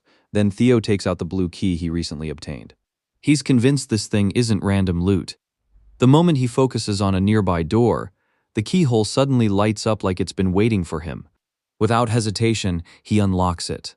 The door creaks open, revealing a deep, dark tunnel. The system immediately notifies him that he has discovered a dungeon for the first time, and as a bonus, all experience gained inside will be doubled. Double XP? Say less. Seeing a cave hidden inside the Camellia Palace, he assumes it's another quest and decides to clear it. No way he's missing out on free experience. But before rushing in, he remembers he shouldn't enter unprepared. Smart boy. After some time, he returns with his inventory stuffed with weapons and finally steps inside. As he walks deeper, he suddenly notices a massive wolf staring him down. And this thing is huge, easily the size of a demonic beast. The monster pounces instantly, but Theo blocks it with his shield. He quickly realizes the wolf is insanely strong. Still, he pushes it back, refusing to lose in a battle of raw strength. The wolf moved with unexpected agility. The wolf charges again, roaring as it lunges at him. Theo slashes it, but his blade barely does anything. The hide is too thick, and the beast is fast. Half-hearted attacks won't cut it. He understands now, this isn't some random wolf. It might be as strong as a true demonic beast. The monster charges again, claws ready to tear him apart. In that moment, Theo remembers the ray of light from his father's single strike. That overwhelming, pure white arc. He tries to replicate it, attempting to unleash that same deadly move, but fails. Copying his father isn't that simple, then it clicks. A single strike isn't just a fancy name, it's a blow that carries certain death. A strike where all of one's strength is poured into a single attack. That's the secret. He drops his shield and focuses entirely on his swordsmanship, recalling the secret sword arts taught by Evelyn, techniques that rely on speed. This time, instead of aiming for power alone, he charges and stabs the wolf straight in the eye. The monster screams and staggers back. It's working. Theo presses the attack, convinced he can win. 2 months later, at the training ground, the number of spectators keeps increasing. I notices it first, and Sybil agrees. They might need a bigger training ground at this rate. A rumor has been spreading that the clan leader personally taught young Master Theo the legendary single strike. Now everyone wants to spar with him. As they're talking, someone suddenly calls Sybil a lackey from behind. It's Henry Morris from the Plum Blossom Palace. He mockingly asks when their incredible young master plans to show up. It's been 2 months already. Morris claims he thought Theo never missed training. Then he calls him a coward, saying he probably ran away after the rumor got out of hand. Sybil gets angry, but Henry keeps pushing. He suggests the whole single strike story is fake since there were no witnesses. Maybe Theo exaggerated it. He even claims the destruction of the Scared Dragon Society might be fake news too. That's it. Sybil's patience snaps. He punches Henry with full force, completely wrecking his face. Another Plum Palace member steps in and insults Sybil, calling him a dropout, but the entire training ground starts glaring at him. Sybil fires back. making it clear that no one can compare to their young master Theo. He admits he was already irritated seeing Plum Palace members constantly causing trouble. He won't tolerate anyone disrespecting Theo. Sybil and his comrades draw their swords, declaring war right then and there. The Plum Palace group prepares to fight back, but just as weapons are about to clash, someone steps between them and instantly freezes all their swords in place. Everyone is stunned. Sybil recognizes her immediately. Ray Ragnar of the Four Hounds, with the alias Frost Sword. Then another voice laughs. It's Hulkus Lanka, also from the Four Hounds. Hulkus looks around and asks where the Luster Tiger is, confusing everyone. He gets fired up, demanding to know where the master of the training ground is. Then he makes it clear, he's here to challenge Theo Ragnar. Meanwhile, inside the dungeon, Theo reaches his limit. His sword shatters mid-battle.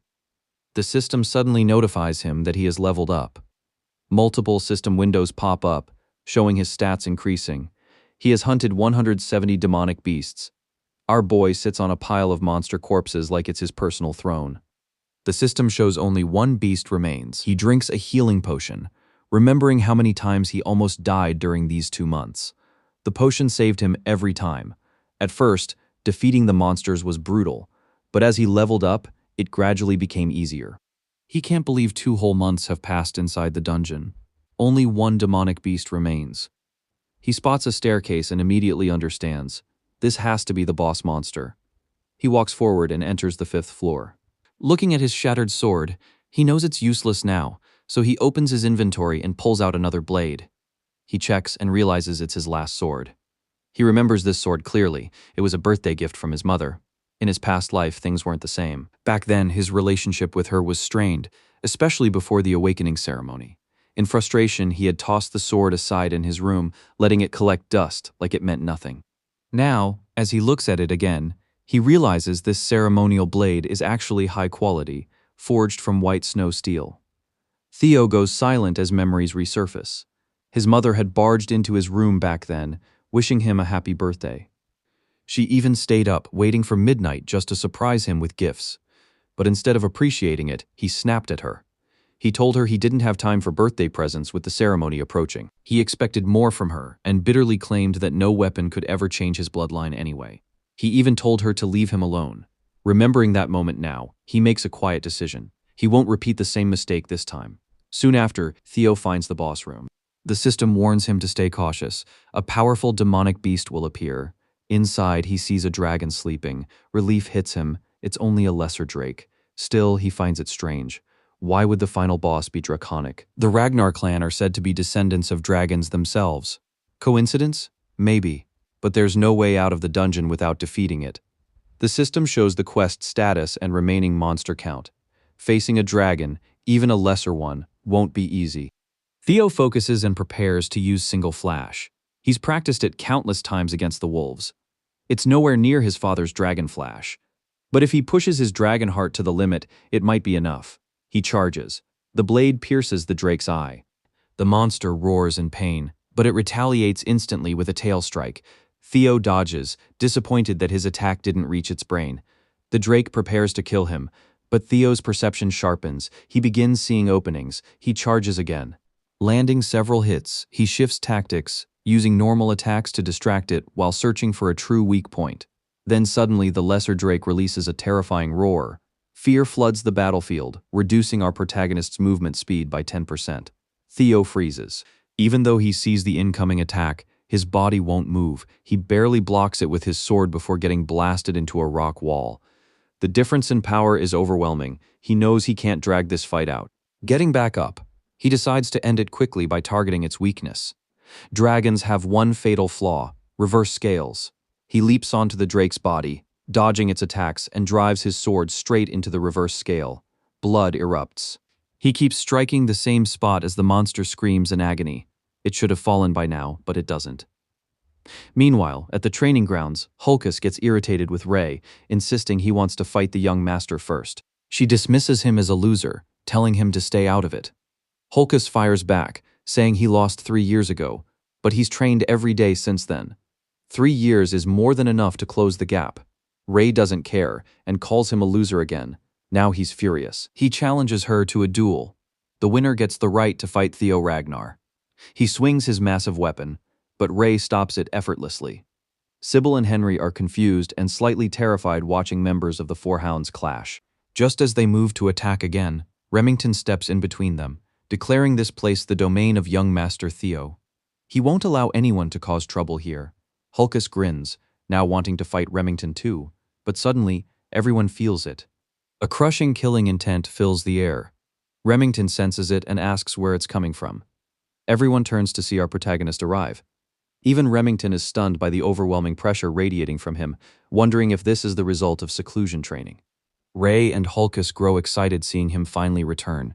Meanwhile, Theo advances as the system automatically activates the Lesser Drake's fear skill, its aura spreading to cover the entire arena. Earlier in the dungeon, after piercing the reverse scale, the Lesser Drake eventually died. The system congratulated him on the kill. When he struck the reverse scale, the monster went berserk. The Theo thought he might die, but the Drake exhausted itself after a few minutes, proving that was truly its weak point. The system rewards him with the Lesser Drake's tooth and claw. The tooth can enhance weapons, the claw can sharpen them. Our boy just secured himself some premium upgrade materials. He chooses to spend his rewards repairing his sword, since it was a special gift from his mother and he doesn't want to lose it. Along with that, the MC also gains a new skill called Lesser Drake's Fear, which completely catches him off guard. After checking the stats, he learns that the skill allows him to instill fear in anyone weaker than him. This shocks him, because abilities like this are usually reserved for only a select few. Still, he's excited that he now gets the chance to try it out himself. As he organizes his items back into his inventory, he can't help but wonder if this skill will actually be useful in Ragnar, considering the place is packed with monsters and powerful individuals. With the Camellia Palace dungeon finally cleared and the palace's secrets uncovered, our boy completes the scenario quest and earns a new reward, a nest compass. He has no idea what it does and questions whether it'll be helpful for the next quest, but stores it away for later. Completely drained, Theo decides to head back to his room for some much-needed rest. But before he can even relax, a maid rushes over with urgent news. She notices his injuries, but he brushes them off and asks what's going on. She informs him that a fight has broken out at Training Ground 4. Theo immediately heads there. Upon arrival, he unleashes his new skill, Lesser Drake's Fear, and dominates the entire area with overwhelming pressure. Clearly irritated and exhausted, he orders everyone to leave so he can rest. The terrifying aura alone knocks several people unconscious. However, Hulkus gets excited instead of scared. Thrilled by the killing intent, Hulkus charges at Theo without hesitation, eager to test who's stronger. He swings his sword, but Theo effortlessly blocks and overpowers him with a single strike, shocking everyone watching. Hulkus is sent flying back, unable to believe his attack was stopped so easily. Theo himself is surprised by how much he has improved after the dungeon training. Still, Hulkus refuses to back down. Known as the weakest of the Four Hounds of the North, due to his lack of intelligence and versatility, Hulkus has always relied purely on raw strength, and in that area, he's never been outmatched. He attacks again, challenging Theo to stop him. But this time, Theo keeps up with him and counters with a single slash that defeats him completely. The power-up feels incredible. Hulkus coughs up blood, loses consciousness, and collapses.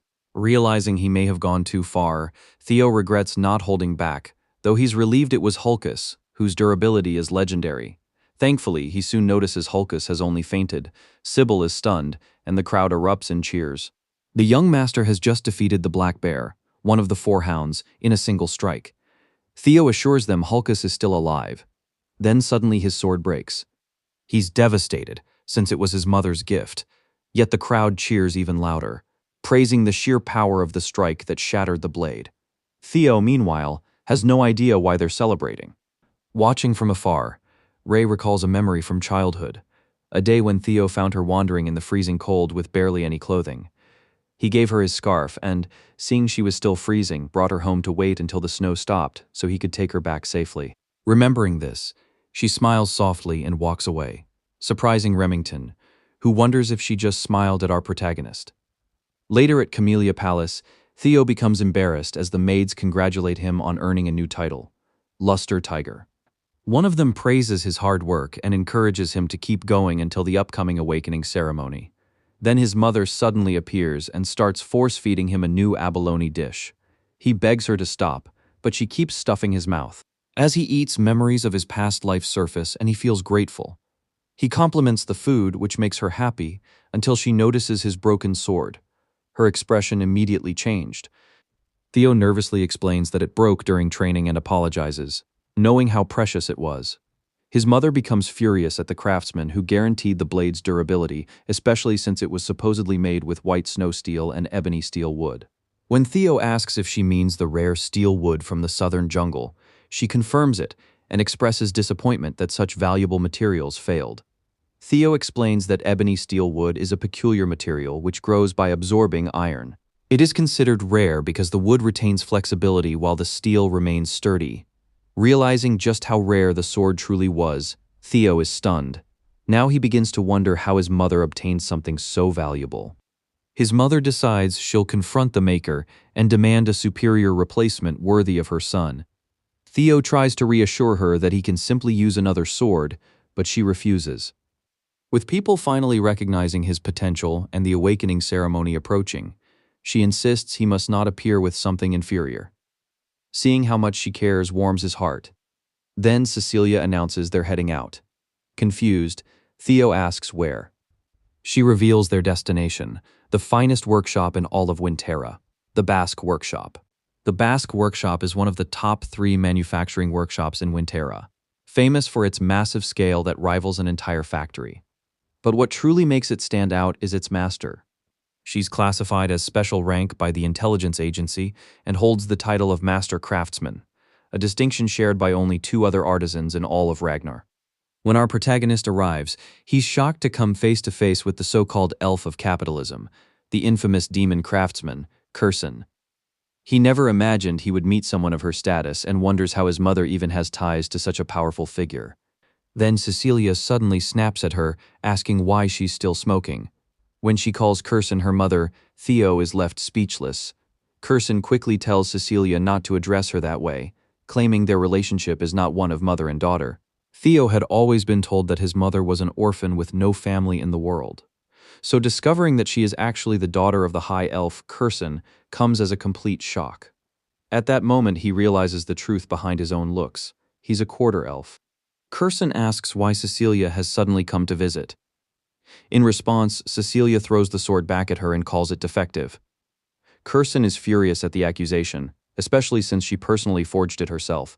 But once she pulls it out and sees that it's actually broken, she's left speechless. When she asks who used the sword, Cecilia reveals that Theo was the wielder. Kursen points at the boy behind her, and Cecilia immediately defends him, proudly declaring that Theo is a genius who will one day reign over Ragnar. Theo respectfully introduces himself and expresses his gratitude for meeting the legendary master of the Basque Workshop. Kursen recognizes him and praises Cecilia for raising such a fine child. She asks if he was the only one who used the sword, and he confirms. Realizing this isn't a simple matter, Kursen invites them inside, sensing the conversation will take time. As they walk in, Theo quietly asks if his mom is really connected to the demon craftsman. Cecilia admits that Kursen is her mom, explaining that although she rarely spoke about it, Kursen took her in as a foster child for a time. For some reason, Theo doesn't like that line. Perhaps he was hoping to be a quarter elf.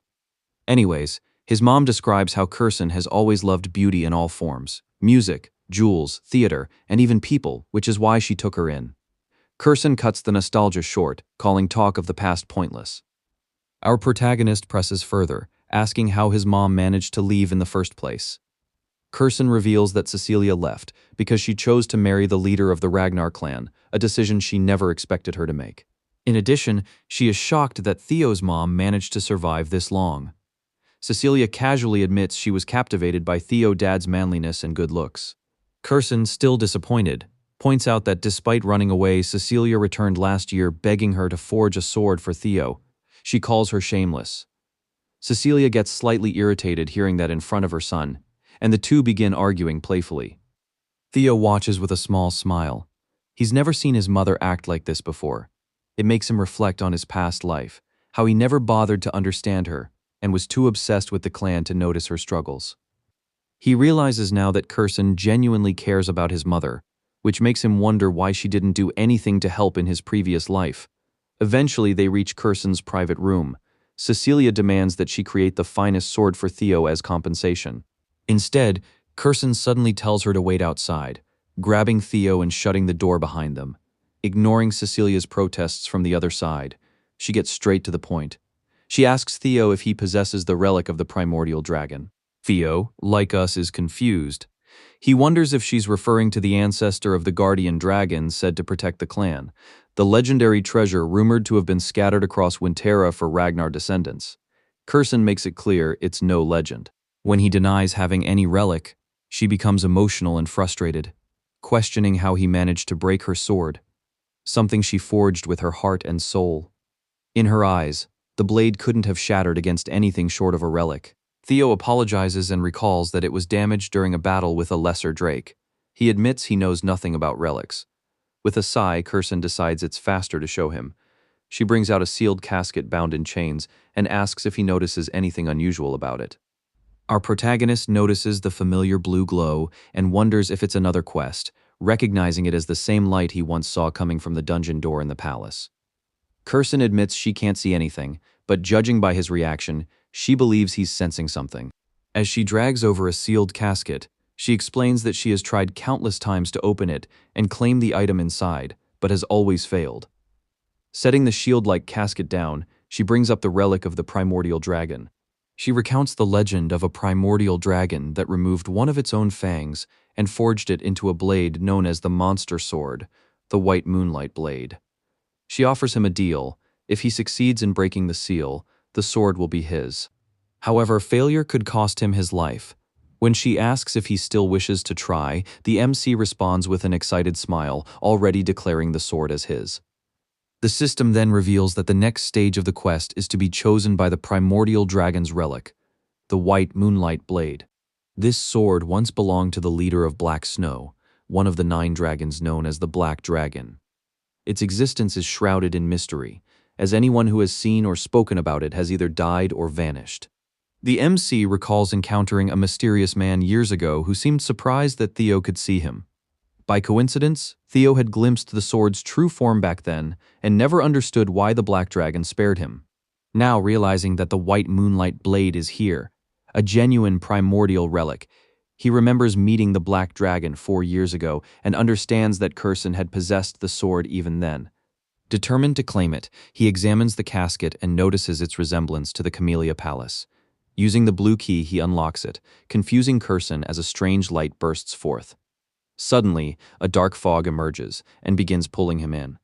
Despite his struggle, he's dragged into a mysterious space. When he regains consciousness, he finds himself in a burning rose palace, a scene from his past. Watching these memories unfold reminds him of how weak he once was. He resolves that he needs more power to defeat Rendone and destroy the Camellia Palace. A griffin appears and attempts to devour him, but he awakens mid-attack and grabs its beak. He realizes the creature is trying to manipulate his desire for power, the very reason the weapon is called a monster sword. The griffin insults him and struggles to break free, but our MC confidently states that he has already overcome the despair it's trying to show him. He questions whether it truly expected to tempt him after all the quests he has faced.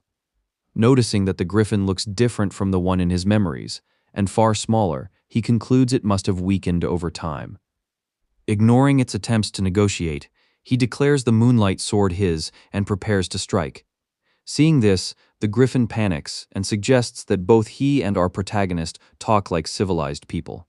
Meanwhile, in the real world, Cecilia panics upon seeing her son unconscious. She tries desperately to wake him, crying as she confronts Curson. She demands an explanation. However, Curson observes a strange monster energy flowing through Theo's bloodstream, something unheard of. Cecilia warns that she will never forgive her mother if anything happens to him.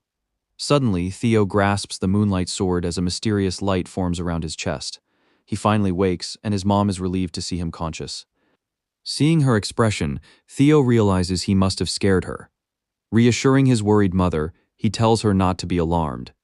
The system announces his victory over the griffin and declares him the rightful owner of the white moonlight sword. He realizes he survived largely due to luck, The griffin had only just been unsealed, making its psychological attacks ineffective against him. The system informs him that by absorbing the sword's monster energy, his magic power has surged past 200, now carrying a divine quality comparable to that of a high-ranking swordsman. However, he cannot use it freely until after his awakening ceremony. Kurson congratulates him and assures him she will honor her promise, reminding him that elves do not lie. Still, the sword remains rebellious. She explains this is likely due to its 400-year confinement and suggests he release its pent-up frustration by striking the wall. Our protagonist was hesitant at first, but Kurson assured him there was nothing to worry about. Her reasoning was simple. He had not awakened his mana, so she doubted he could cause any significant damage to the wall, much less the workshop. Hearing that, our protagonist decided not to hold back. After all, he could conceal his mana using his dragon heart. He quietly channeled all his magic into a single attack. As he prepared to swing his sword using the single flash technique, Kurson was stunned by what she sensed. Coming to her senses, she quickly tried to stop him. The result shocks everyone. The workshop wall is split clean in half. His mom is stunned, while Kurson nearly falls into despair at the destruction. Seeing the massive hole in her workshop, Kurson places her hand on her head. Meanwhile, Theo admits the attack was excessive, especially since it completely drained all his magic. At that moment, Kurson quickly channels some of her mana into him, dashing over so fast he doesn't even notice her approach. She's shocked to realize he has absolutely no control over his mana. Still, after seeing the massive crack carved into a 10-foot thick wall, she becomes convinced that the boy is an undeniable genius. A sense of pride begins to swell in her as she remembers that Theo is her grandson, though the gleam in her eyes makes it obvious that her business instincts are already hard at work. Placing a hand on him, she declares that she will become his patron from now on, urging him to spread his wings and showcase his talents to the world. In other words, she's practically turning him into a walking advertisement for her workshop. Theo immediately notices the calculating look in her eyes, and his mom notices it too. She bluntly points out the profit-driven intent behind her own mother's offer. As night falls, Theo and his mother prepare to leave Basque's workshop. After saying their goodbyes, they depart. The fangs she's holding turn out to be Theo's compensation for the damage he caused, given as repair funds. She's delighted by the Drake loot and assumes he obtained it while claiming the relic. At the same time, she feels proud of her daughter for raising such an extraordinary son. Just then, someone arrives and greets her by her title, Demon Craftsman. Kurson freezes upon hearing the familiar voice. Turning around, she questions his presence, but the mysterious crow of Robber Ragnar simply stares back with a red glint in his eyes, saying nothing and leaving the moment hanging in suspense. 5 days pass, and the long-awaited awakening ceremony finally arrives. As usual, Theo and Evelyn are sparring. After exchanging blows, she notices that his swordsmanship has grown noticeably faster and stronger. Theo grins, pleased to hear praise from someone like her, something he never expected. Meanwhile, the onlookers feel completely outmatched by his progress. It's only been half a year since Theo began to change, yet he's already strong enough to push Evelyn back. If he awakens his magic today, she believes a true monster will be born. After their session, she compliments him and suggests he might even become the valedictorian of the ceremony. Theo jokingly replies that if he does, he'll mention her in his speech. Evelyn responds with a tired look, wondering if that's really necessary, while his friends excitedly ask him to include their names too. Theo feels a bit smug about his popularity, while Evelyn silently worries that his ego might be getting a little too big. Soon after, Theo arrives at the central headquarters, introducing himself to the guards as Theo Ragnar of Camellia Palace. Inside, he sees the large crowd gathered for the ceremony, the Ragnar clan's most important annual event. Every participant hopes to prove themselves, as this is their first real chance to earn recognition as Ragnar swordsmen. With the clan head Kyle Ragnar in attendance, along with influential figures like the 9 Dragons and even Hilda Ragnar, the former clan head from 2 generations ago, the pressure is immense. Despite being over 150 years old, Hilda appears far younger than expected. The ceremony begins when Vana Ragnar, a Dragon Gate swordsman serving as judge, calls for silence. The preliminary test is simple. Each participant must pick up a sword and leave a mark on a wall forged from white snow steel, a material ordinary blades cannot damage unless infused with mana. To assist them, each participant is given a soma pill, an elixir containing 10 years' worth of magic power, meant to help open their mana hall. Once their mana settles in the Dantian, they can channel it into their attack. The depth of their cut will determine their score. Theo is called first, stepping forward. He takes the Soma while recalling how in his past life, Axion had claimed the top spot. This time he vows things will be different. A system window appears, revealing a new quest: become the valedictorian of the awakening ceremony. Meanwhile, Hilda quietly asks Kyle if Theo is the boy he mentioned. Kyle confirms, asking if he caught her interest. In response, she admits her curiosity about this descendant. With a smile, she looks forward to his performance. Though nervous, Theo prepares himself. In his past life, the Soma had overwhelmed him, injuring his Dantian. But this time is different. As the pill takes effect, a surge of mana erupts around him, shocking even the judge. Such overwhelming energy could easily cripple someone if mishandled. Yet to everyone's surprise, Theo stabilizes it almost instantly. He realizes that this time, he possesses both a dragon heart and a mana hall, and controlling the power feels far easier than before. Now free to use mana without restraint, he leaps into the air and releases everything. A dragon-shaped surge of mana bursts forward and slams into the wall in a single flash, leaving behind a massive crack. Vana is stunned and immediately declares Theo has passed. The audience is left speechless by the display. A system notification appears, announcing that his curse of bad luck has ended and that his fame is beginning to spread. For the first time, Theo feels true joy. He's finally standing on equal footing with everyone else. And now, the world has begun to notice him. Osar Ragnar Plunis expresses his desire to accept Theo as a disciple, while Julius Ragnar grows irritated by the overwhelming attention Theo is receiving. Rober Ragnar stays wary of him, and Hilda Ragnar also begins to show interest. Our boy is beyond excited. Not only have the Black Dragon and the Sword Dragon noticed him, but catching Hilda's attention makes things even sweeter. After all, she possesses the heart of Garuda. Just imagining getting his hands on something like that already has his mind racing. Meanwhile, the other contestants step up to test their strength against the white wall. One of them manages to leave nothing more than a hair-thin scratch and instantly realizes he's still miles away from reaching Master Theo's level. Ray Ragnar takes her turn, followed by Hulkus Lanka and Remington Nacrio. Each gives it their all, but none of them come close to matching the massive slash Theo left behind. The crowd is stunned. The four Hounds of the North delivered monstrous performances, yet none produced a mark as impressive as young Master Theo's. Then it's finally Axion Ragnar's turn. As he walks forward, whispers ripple through the audience.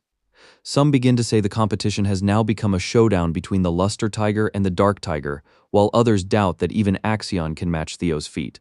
Hearing Theo spoken of this way only fuels Axion's anger. Sword in hand, he strides toward the wall.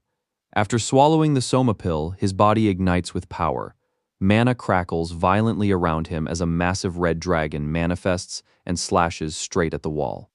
The impact leaves Vana completely speechless. He's never been surprised this many times in a single day. A huge crack forms.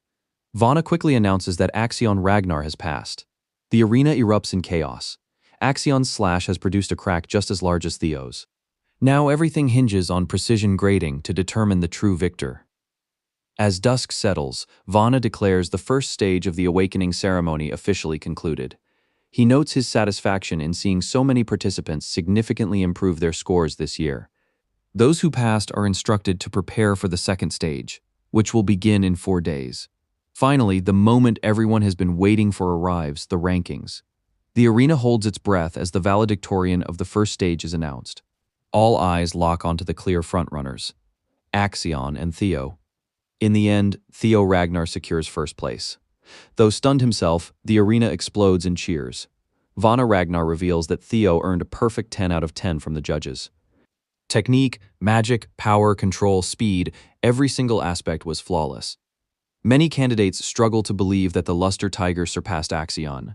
But when it's revealed that Theo's sword mark nearly matched the record set by young Master Thorkel, the crowd goes absolutely wild. Thorkel Ragnar is no ordinary figure, one of Ragnar's 5 major candidates and widely considered closest to succession. The salutatorian title goes to Axion Ragnar. Despite also receiving a perfect score, his mark was slightly shorter than Theo's, a fact that makes his blood boil. Remington Nacrio claims 3rd place, Ray Ragnar takes 4th, and Hulkus Lanka secures 5th. The Hounds of the North dominate the top rankings. Meanwhile, Theo's loyal follower from the southern inspection post, Sybil, often mocked as an idiot, barely squeezes in at 87th place. The second stage will take place in 4 days at the perilous Winter Mountains. All 87 successful candidates are advised to prepare thoroughly. With that, the first day of the ceremony concludes in a completely unexpected fashion. That night, Theo's faction heads straight to a tavern to celebrate. Cheers echo through the hall for the first and third place finishers as everyone feels vindicated. Training ground number 4 has finally proven its strength. Praise for Sir Theo and Sir Remington flows as freely as the drinks. Theo thanks his men, but he knows the real trials are far from over. His goal is for all of them to pass the second stage together. Pulling Remington closer, he boldly declares that they'll aim to become the final valedictorian and salutatorian of the entire batch. Evelyn, caught up in the festive spirit, genuinely believes they can do it. Remington congratulates Theo on his incredible display earlier, but deep down he feels ashamed for lagging behind his friend. Theo reassures him with a smile, saying luck simply favored him this time, and besides, ranks shouldn't matter between friends. That puts Remington at ease. They raise their glasses of orange juice in a toast, promising to give their all in the upcoming stage. We skip to the day of the next trial. Theo wanders alone into the snowy mountains. Away from the noise, he finally reflects on what it means to take first place in the awakening ceremony, something he never would have dreamed of in his past life. Even if it wasn't a real battle, he defeated Axion fair and square. He can hardly believe how far he has come in such a short time.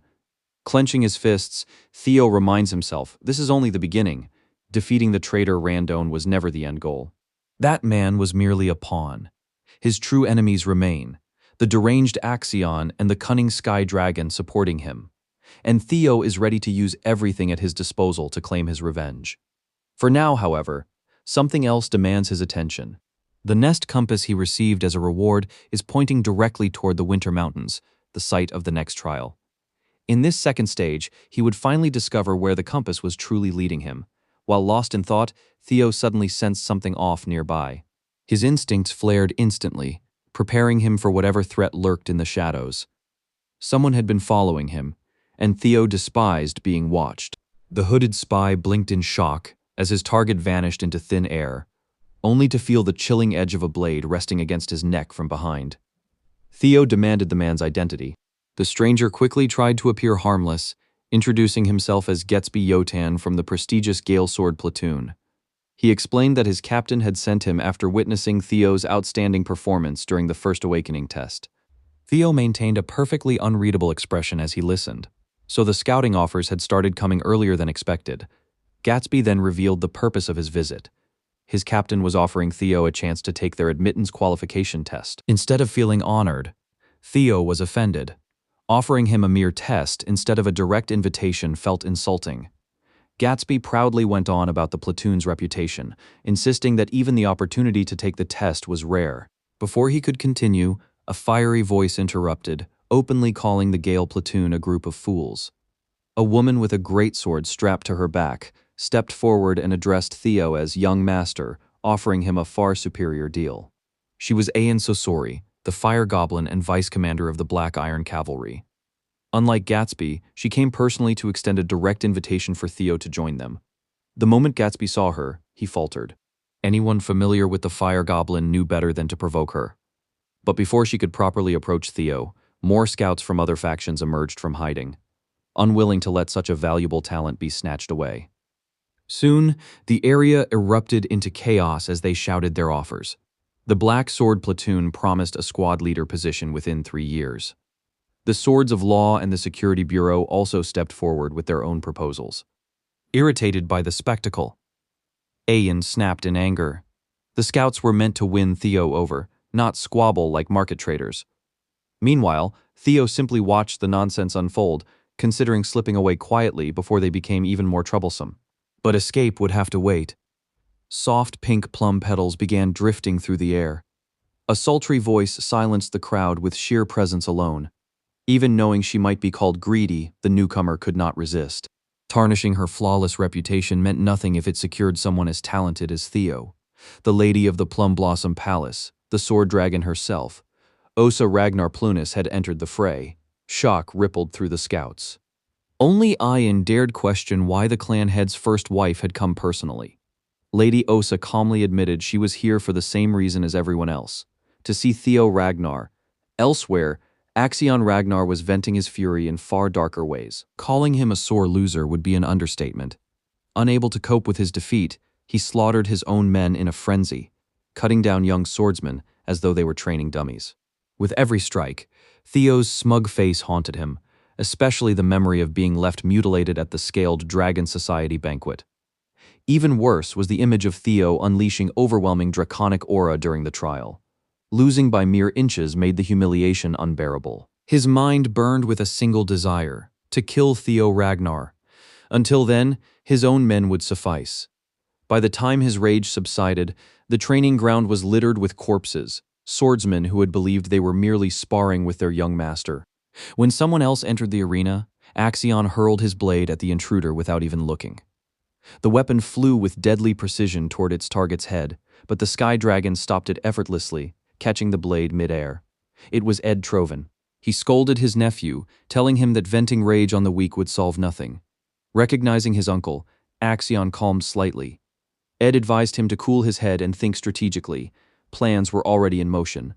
All Axion needed to do was follow them. Together, the sinister uncle and nephew had decided. The second stage of the awakening ceremony would become Theo Ragnar's funeral. Back in the snowy forest, the scouts stepped aside for Lady Osa out of fear and respect. Whatever they offered would pale in comparison to hers. Before they could protest, the space between Theo and Lady Osa was sealed off, isolating them from the outside world within her personal domain. Ion immediately realized what this meant. Lady Osa intended to personally guide Theo. Inside, the space expanded far beyond its outward appearance. Theo recognized this technique, one of her signature abilities, a perfectly isolated world. Stories about it were one thing. Experiencing it firsthand was another. Lady Osa laughed softly at his reaction, remarking that the demon dragon would surely be furious once he learned what she was about to do. But that wouldn't stop her from giving Theo a gift, and by gift, she meant only one thing. She slowly unsheathed her blade. She described the clan head's swordsmanship as something like dragonfire descending from the heavens, overwhelming and destructive. Her own style was the opposite. Where his was domination, hers embraced endless variation. The snowy path transformed into a serene field of blooming plum trees. Her steps created ripples across a water-like floor beneath them. This was the dragon form she pursued, one of constant change. As she moved forward, her blade danced. Plum blossoms bloomed with each motion. Petals drifted gently as her sword flowed through them in an almost impossible rhythm. Slash, stab, and sweep. Each movement followed a strange, mesmerizing tempo. When she finally stopped, she lowered her sword slowly. The petals spiraled alongside the blade before settling softly onto the ground. It was pure cinema, a breathtaking spectacle for Theo to witness. What made it even more unbelievable was that the entire display happened within a single breath. What she had just performed was celestial flower rain, the first full bloom technique of the plum blossom arts. As she opened her eyes, the First Lady turned her deep gaze toward Theo. He stood there speechless, his heart pounding wildly after witnessing something truly extraordinary. In one seamless motion, he counted 120 circles and variations. This alone proved the rumors. When it comes to pure swordsmanship, she stands above even the clan head. If Theo could incorporate even a fraction of what he had just seen into his single flash, his strength would soar dramatically. Humbly, he asked if he was truly worthy of receiving such a gift.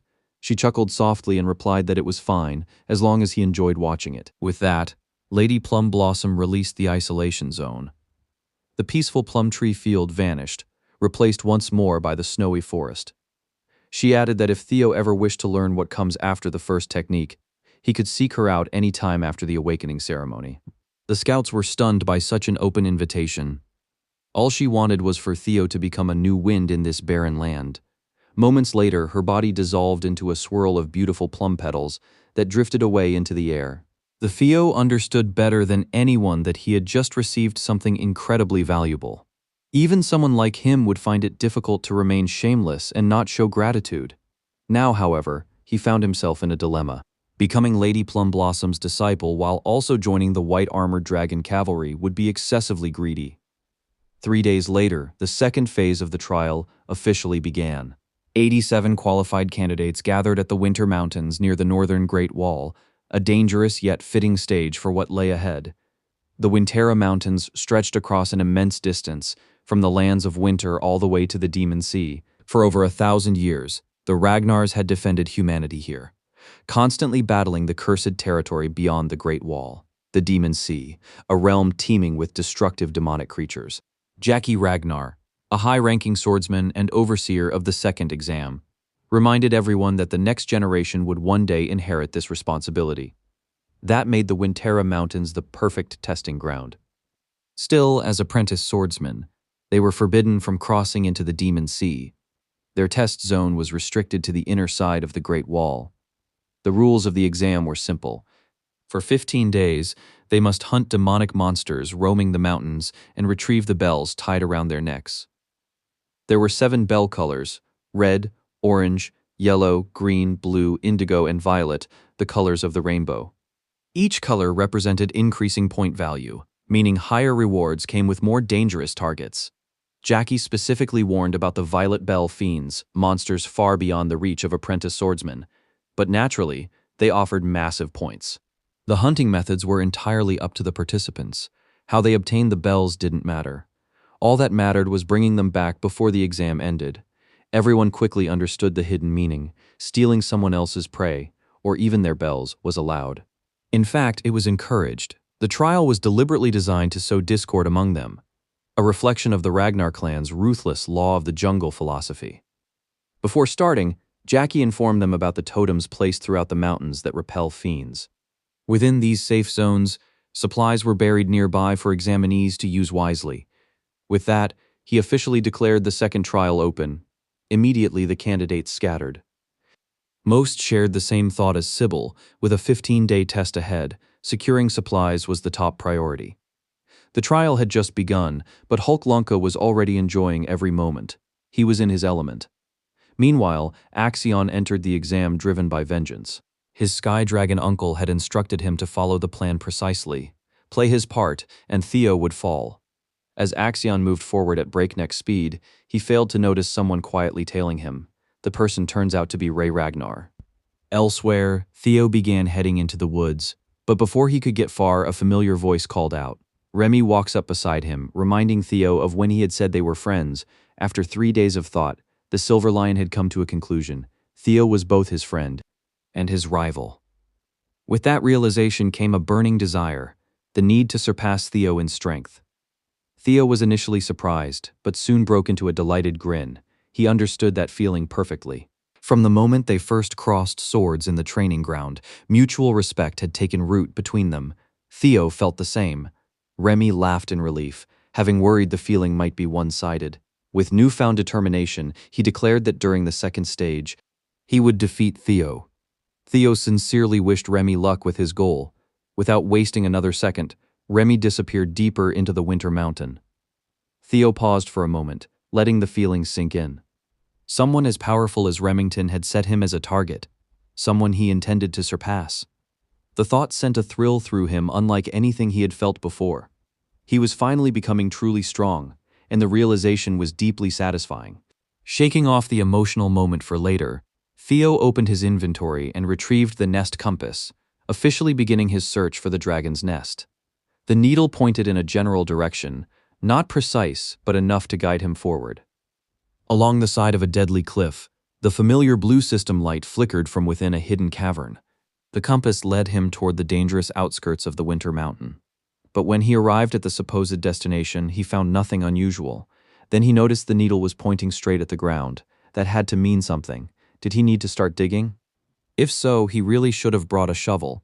Using the white moonlight blade to dig through frozen soil would be a terrible misuse of a legendary weapon. After a brief moment of contemplation, Theo realized something was off. Theo calmly drew his sword and spun around. Sometimes when the wind doesn't reveal hidden threats, you have to stir the air yourself. He unleashed a wide, sweeping slash. The force tore through everything in its path. Trees were cut down in a straight line, and the ground was ripped apart. Releasing a hint of killing intent, Theo demanded the ones following him to reveal themselves. Soon, Figures emerged from the forest, confused about how their perfectly concealed presence had been detected. And there weren't just one, there were three.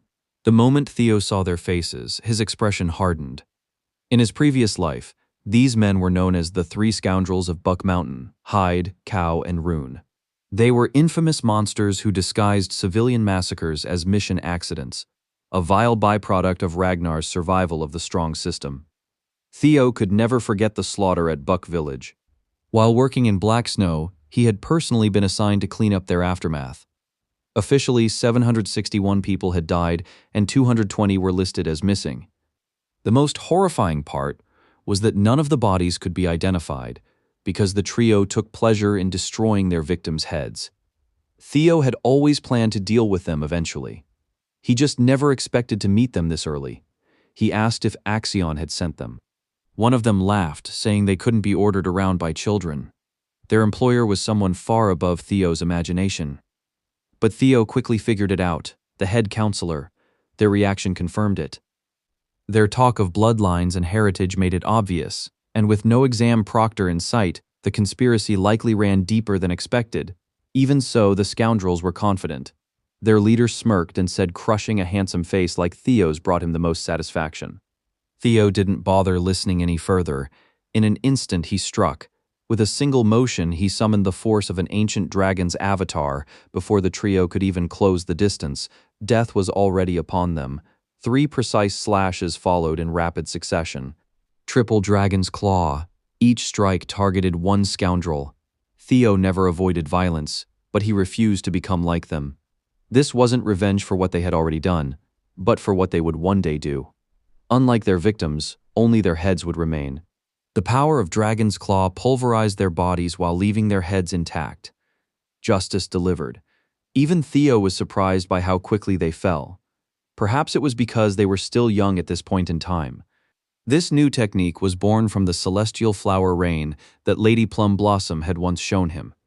Over the past 3 days, he had analyzed and rebuilt the style, ultimately discovering how to unleash 3 consecutive flashes in a single sequence. Using circular motions and arcs to create curved slashes wasn't easy. But it opened up an entirely new world of possibilities for Theo. New transformations and applications he could build upon. Of course, performing those transformations 120 times in a row like the First Lady was still far beyond him. He quickly picked up the severed heads of the scoundrels, their shocked and pained expressions still frozen in place, and tossed them off the cliff for beasts to devour. With that done, he returned to figuring out how to get underground. But then, thud. As soon as the heads fell just a few meters, they hit something. Curious, Theo inspected the area more closely and discovered an invisible staircase winding down along the cliffside, now stained with the scoundrel's blood. A hidden quest had begun: find the unseen stairs and explore the blue cave. Excited, Theo leapt down and began his descent toward what he believed to be his prize. Unbeknownst to him, a strange bird had been watching from afar. Back at the palace, officials were reviewing the early results of the test. Currently, Axion Ragnar ranked first with 41 demon bells, tearing through the exam alongside his team of 20. Ray Ragnar held second place. But everyone was curious about one thing: how was Theo Ragnar doing? The messenger had to scroll all the way to the final page to find his status. 0 demon bells, and he was operating alone. Some assumed he was moving quietly or lying in wait somewhere, though without proctors nearby. This couldn't be confirmed. Lady Plum Blossom's impatience was obvious. The head counselor argued that excellence in the first stage didn't guarantee success in the second. He even suggested that Theo's heart might not be suited for real battle, especially since he was an illegitimate child, not a pure Ragnar. Privately, the old man believed his hired killers had already completed their task. Then suddenly he received a telepathic call from Ed Troven, who bluntly asked whether he had interfered behind the scenes. The head counselor didn't deny it. He was disappointed he couldn't announce it sooner, but since things had worked out, he considered it a success. Even the Sky Dragon was stunned by such bold hostility toward an impure royal child. Ed was furious that the elitist counselor had acted without permission, potentially ruining his own plans. Ever since Camellia Palace was taken from his family, Ed had been searching for a way to claim the Rose Palace. But he had never been able to locate the primordial dragon's relic. Now, he had a theory. Theo might be the key. Using telepathy again, Ed sent a message through a guard's mind, urging Axion to hurry. Lady Plum Blossom clearly noticed the schemes forming between the head counselor and the intelligence director. They weren't nearly as subtle as they thought. While some believed countermeasures should be prepared, Julius Ragnar strongly opposed the idea. The demon dragon trusted that Theo wasn't someone who would crumble under pressure. In his view, Theo was simply caught up in circumstances unknown to them. Still, Julius hadn't forgotten that Lady Plum Blossom had secretly met with Theo. The First Lady only laughed playfully and feigned ignorance. Meanwhile, deep within the Wintera Mountain, Theo finally followed the invisible stairs to their destination. Inside lay a simple cave structure, but the outskirts were crawling with skeletons. They attacked relentlessly and were backed by a powerful mental trap designed to break intruders. Most people would collapse under such pressure. But after surviving the White Moonlight Blade's brutal test, these low-level mental attacks were meaningless to Theo. More importantly, the compass was guiding him somewhere deeper.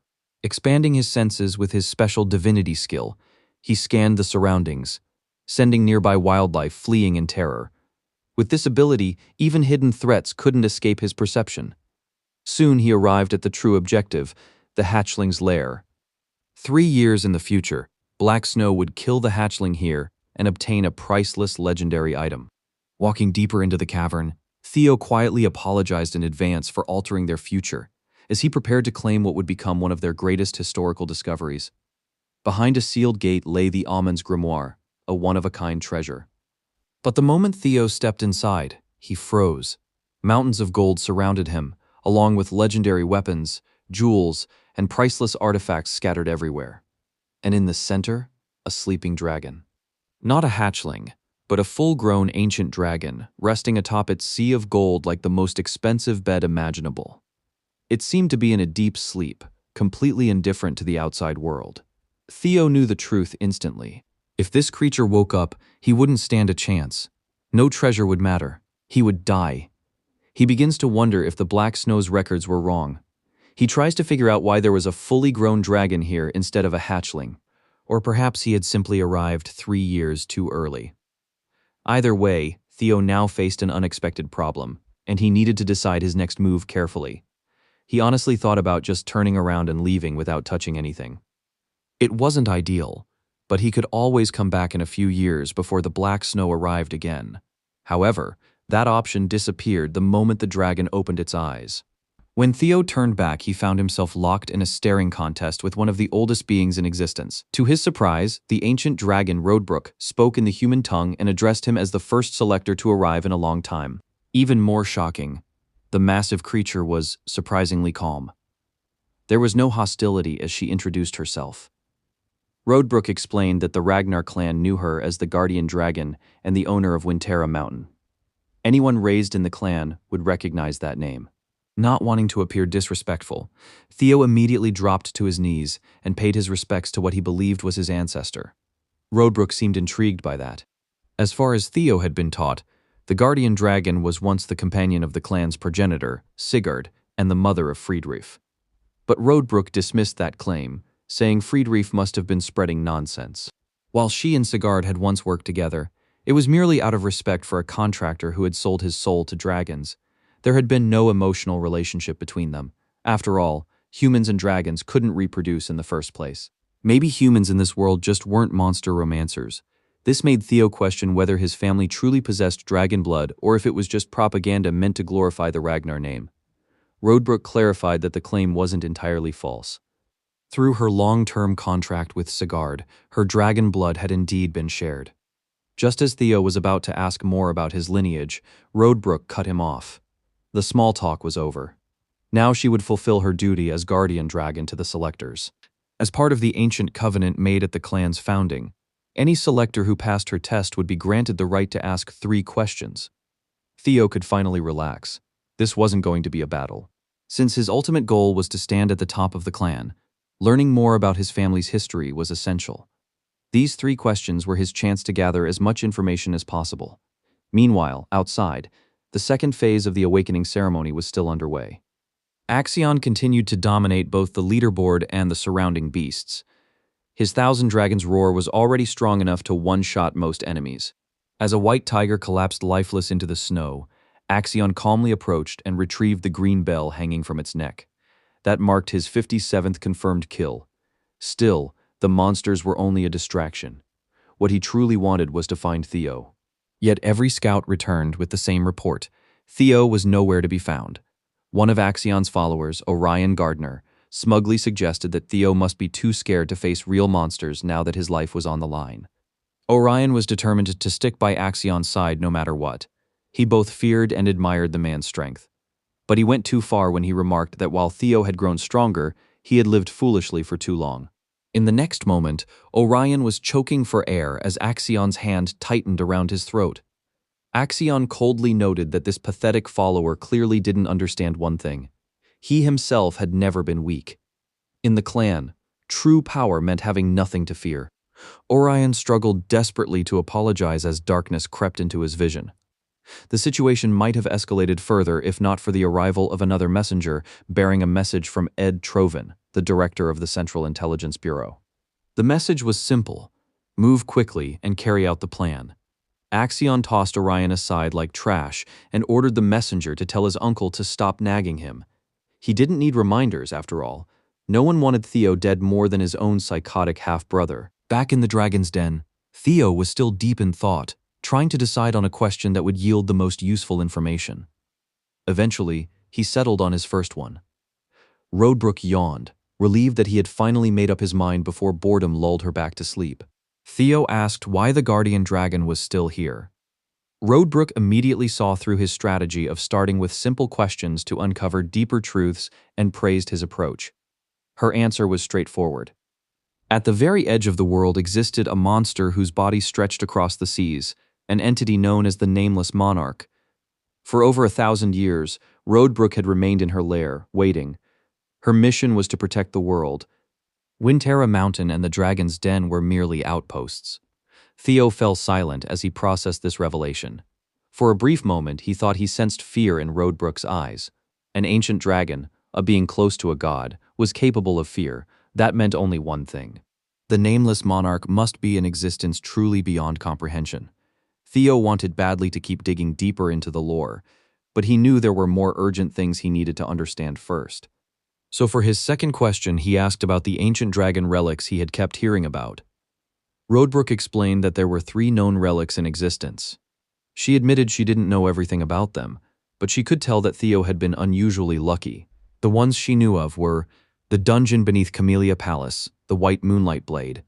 As for the last one, it was far more complicated. She called it the relic of the ancient dragon paper. Long ago, a great ancient dragon's soul had shattered into 31 fragments. These fragments were entrusted to humans to help protect humanity against the Nameless Monarch. The form of these relics wasn't fixed. Some existed as items, others as experiences, and in rare cases, they manifested as strange, intangible phenomena. That last part made something click in Theo's mind. He suddenly realized he had always carried the final relic within himself. All the memories of his regression flashed before him. Living 20 years, dying, and being sent back in time to the brink of death. That was no ordinary occurrence. His regression must have been one of the relics. That meant he possessed a fragment of paper's soul, but something didn't add up. Every relic was usually protected by a dragon, yet no such guardian had appeared during his regression. With that realization, Theo formed his third and final question. Looking straight into Roadbrook's piercing eyes, he asked, why was he chosen? Why would fate pick someone as talentless as the Ragnar clan's so-called fool to oppose something as terrifying as the Nameless Monarch? Roadbrook responded with a question of her own. Why did he assume he was the only one chosen? That simple reply widened Theo's perspective. He began to realize he might not be alone. Figures like Sky Dragon Ed Trovan, the demon craftsman Curson, and even the Black Dragon were all aware of these relics and actively sought them out. There was a strong possibility that they too had been chosen by fragments of paper's soul. What Theo is trying to say is that there is a chance these people have their own system, and an even higher chance that they have gone through regression. The questions brought him closer to the truth, but also made everything far more complicated. To summarize, there was a nameless monarch lurking at the edge of the world, an entity feared even by ancient dragons, and Theo might not be the only regressor. With his 3 questions answered, the trial was complete. and Rodebrook prepared to grant him his reward. Theo had almost forgotten that he originally came for Amon's grimoire, but now, after everything he had learned, he wanted something far greater. As his reward, he was allowed to take anything from the dragon's treasure hoard. Rodebrook proudly spoke of her collection: gems, relics, elixirs, skill books, weapons, anything one could imagine. Whatever he chose would be priceless. She urged him to choose wisely. Theo slowly smiled. When asked to state his wish, he boldly declared he wanted Rodebrook herself. The answer caught the ancient dragon completely off guard. At first, she treated it like a joke and asked him to make a proper request. But Theo stood firm. He repeated that he meant exactly what he said. After confirming his seriousness, Rodebrook released a terrifying aura that made the ground tremble. Offended by his audacity, she unleashed her dragon fear. Theo struggled to withstand the overwhelming pressure. Blood seeped from his eyes and nose under the crushing force.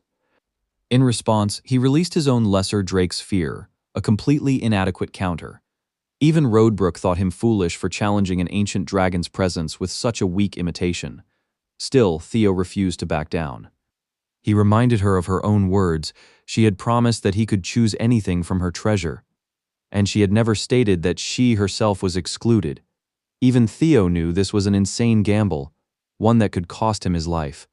But becoming the partner of the guardian dragon, the very being who helped establish the Ragnar clan alongside Sigurd, would prove him a true warrior of his lineage. To prevent the tragedies of the past, he was willing to risk everything. With a strained voice, he begged for her aid. At that moment, Rodebrook saw something. Behind Theo, she glimpsed the shadow of Sigurd's legend. Recognizing that image, she stopped her roar. To Theo's shock, she accepted his request. Moments later, the massive dragon transformed into a smaller, more human-like form. Her golden eyes stared down at him as she stood before him in breathtaking majesty. She admitted she was impressed and was willing to give him a chance. Seeing Theo's dumbfounded expression, she chuckles and praises her own looks, adding that she is over 2,000 years old, so he shouldn't get any strange ideas. Theo pointed toward the guardian dragon's chest, and no, not in the way some of you might be thinking. He was referring to the massive hole left from a battle 50 years ago. Rodebrook had lost her heart in that fight. Since then, she had simply been waiting for death. She only had about 3 years left to live, which was also why she couldn't leave her nest. Even if she became his reward, she wouldn't be able to assist him directly, so she asked again, was he truly certain he wanted to choose her? Theo smiled and confirmed without hesitation. Yes, he still chose her. Under different circumstances, that answer might have sounded questionable, but the system accepted it. The guardian dragon was officially selected as his reward. Though Rodebrook considered it a foolish decision, she also saw it as a trait befitting someone chosen by fate. The system granted Theo new titles: significant other of the guardian dragon, descendant of the clan's progenitor. Theo then vowed that he would grow stronger and seek out the remaining relics of the primordial dragon relics. A bond was formed between the warrior and the dragon as he promised to find something that could replace her missing heart. Among the relics, there had to be something capable of saving her. Theo even leveled up from the experience gained, feeling that if he was going to claim such a title, he had to take responsibility for it. Rodebrook smirked, trusting herself to his care. However, she reminded him of one crucial limitation: she still couldn't leave her domain. Until she entered hibernation, he would have to manage things on his own. That said, she had something for him. She presented an ancient book. To truly synchronize with her soul, Theo needed to read it and awaken his mind gate. She estimated it would take about a month. The system then notified him of a bonus reward, the Grimoire Amon. Upon inspection, Theo discovered that it contained magical knowledge dating back to the dawn of time, a collection of universal principles. While thrilled to obtain it, he was troubled by one detail: a month. He explained that the second stage of the awakening ceremony was already underway, and it only lasted 15 days. He didn't even have half that time. Theo suggested waiting until the exam ended before beginning the process. Rodebrook refused. She had no intention of letting him leave so soon. If he wanted her as his reward, he would have to awaken his mind gate before the second stage concluded. Until then, she would keep him there. In other words, he was on a ticking clock. With only 13 days left in the exam, Theo now had to complete this impossible task. If you made it this far and feel the video is worth it, Don't forget to show some love by hitting the like and subscribe buttons. Until the next recap.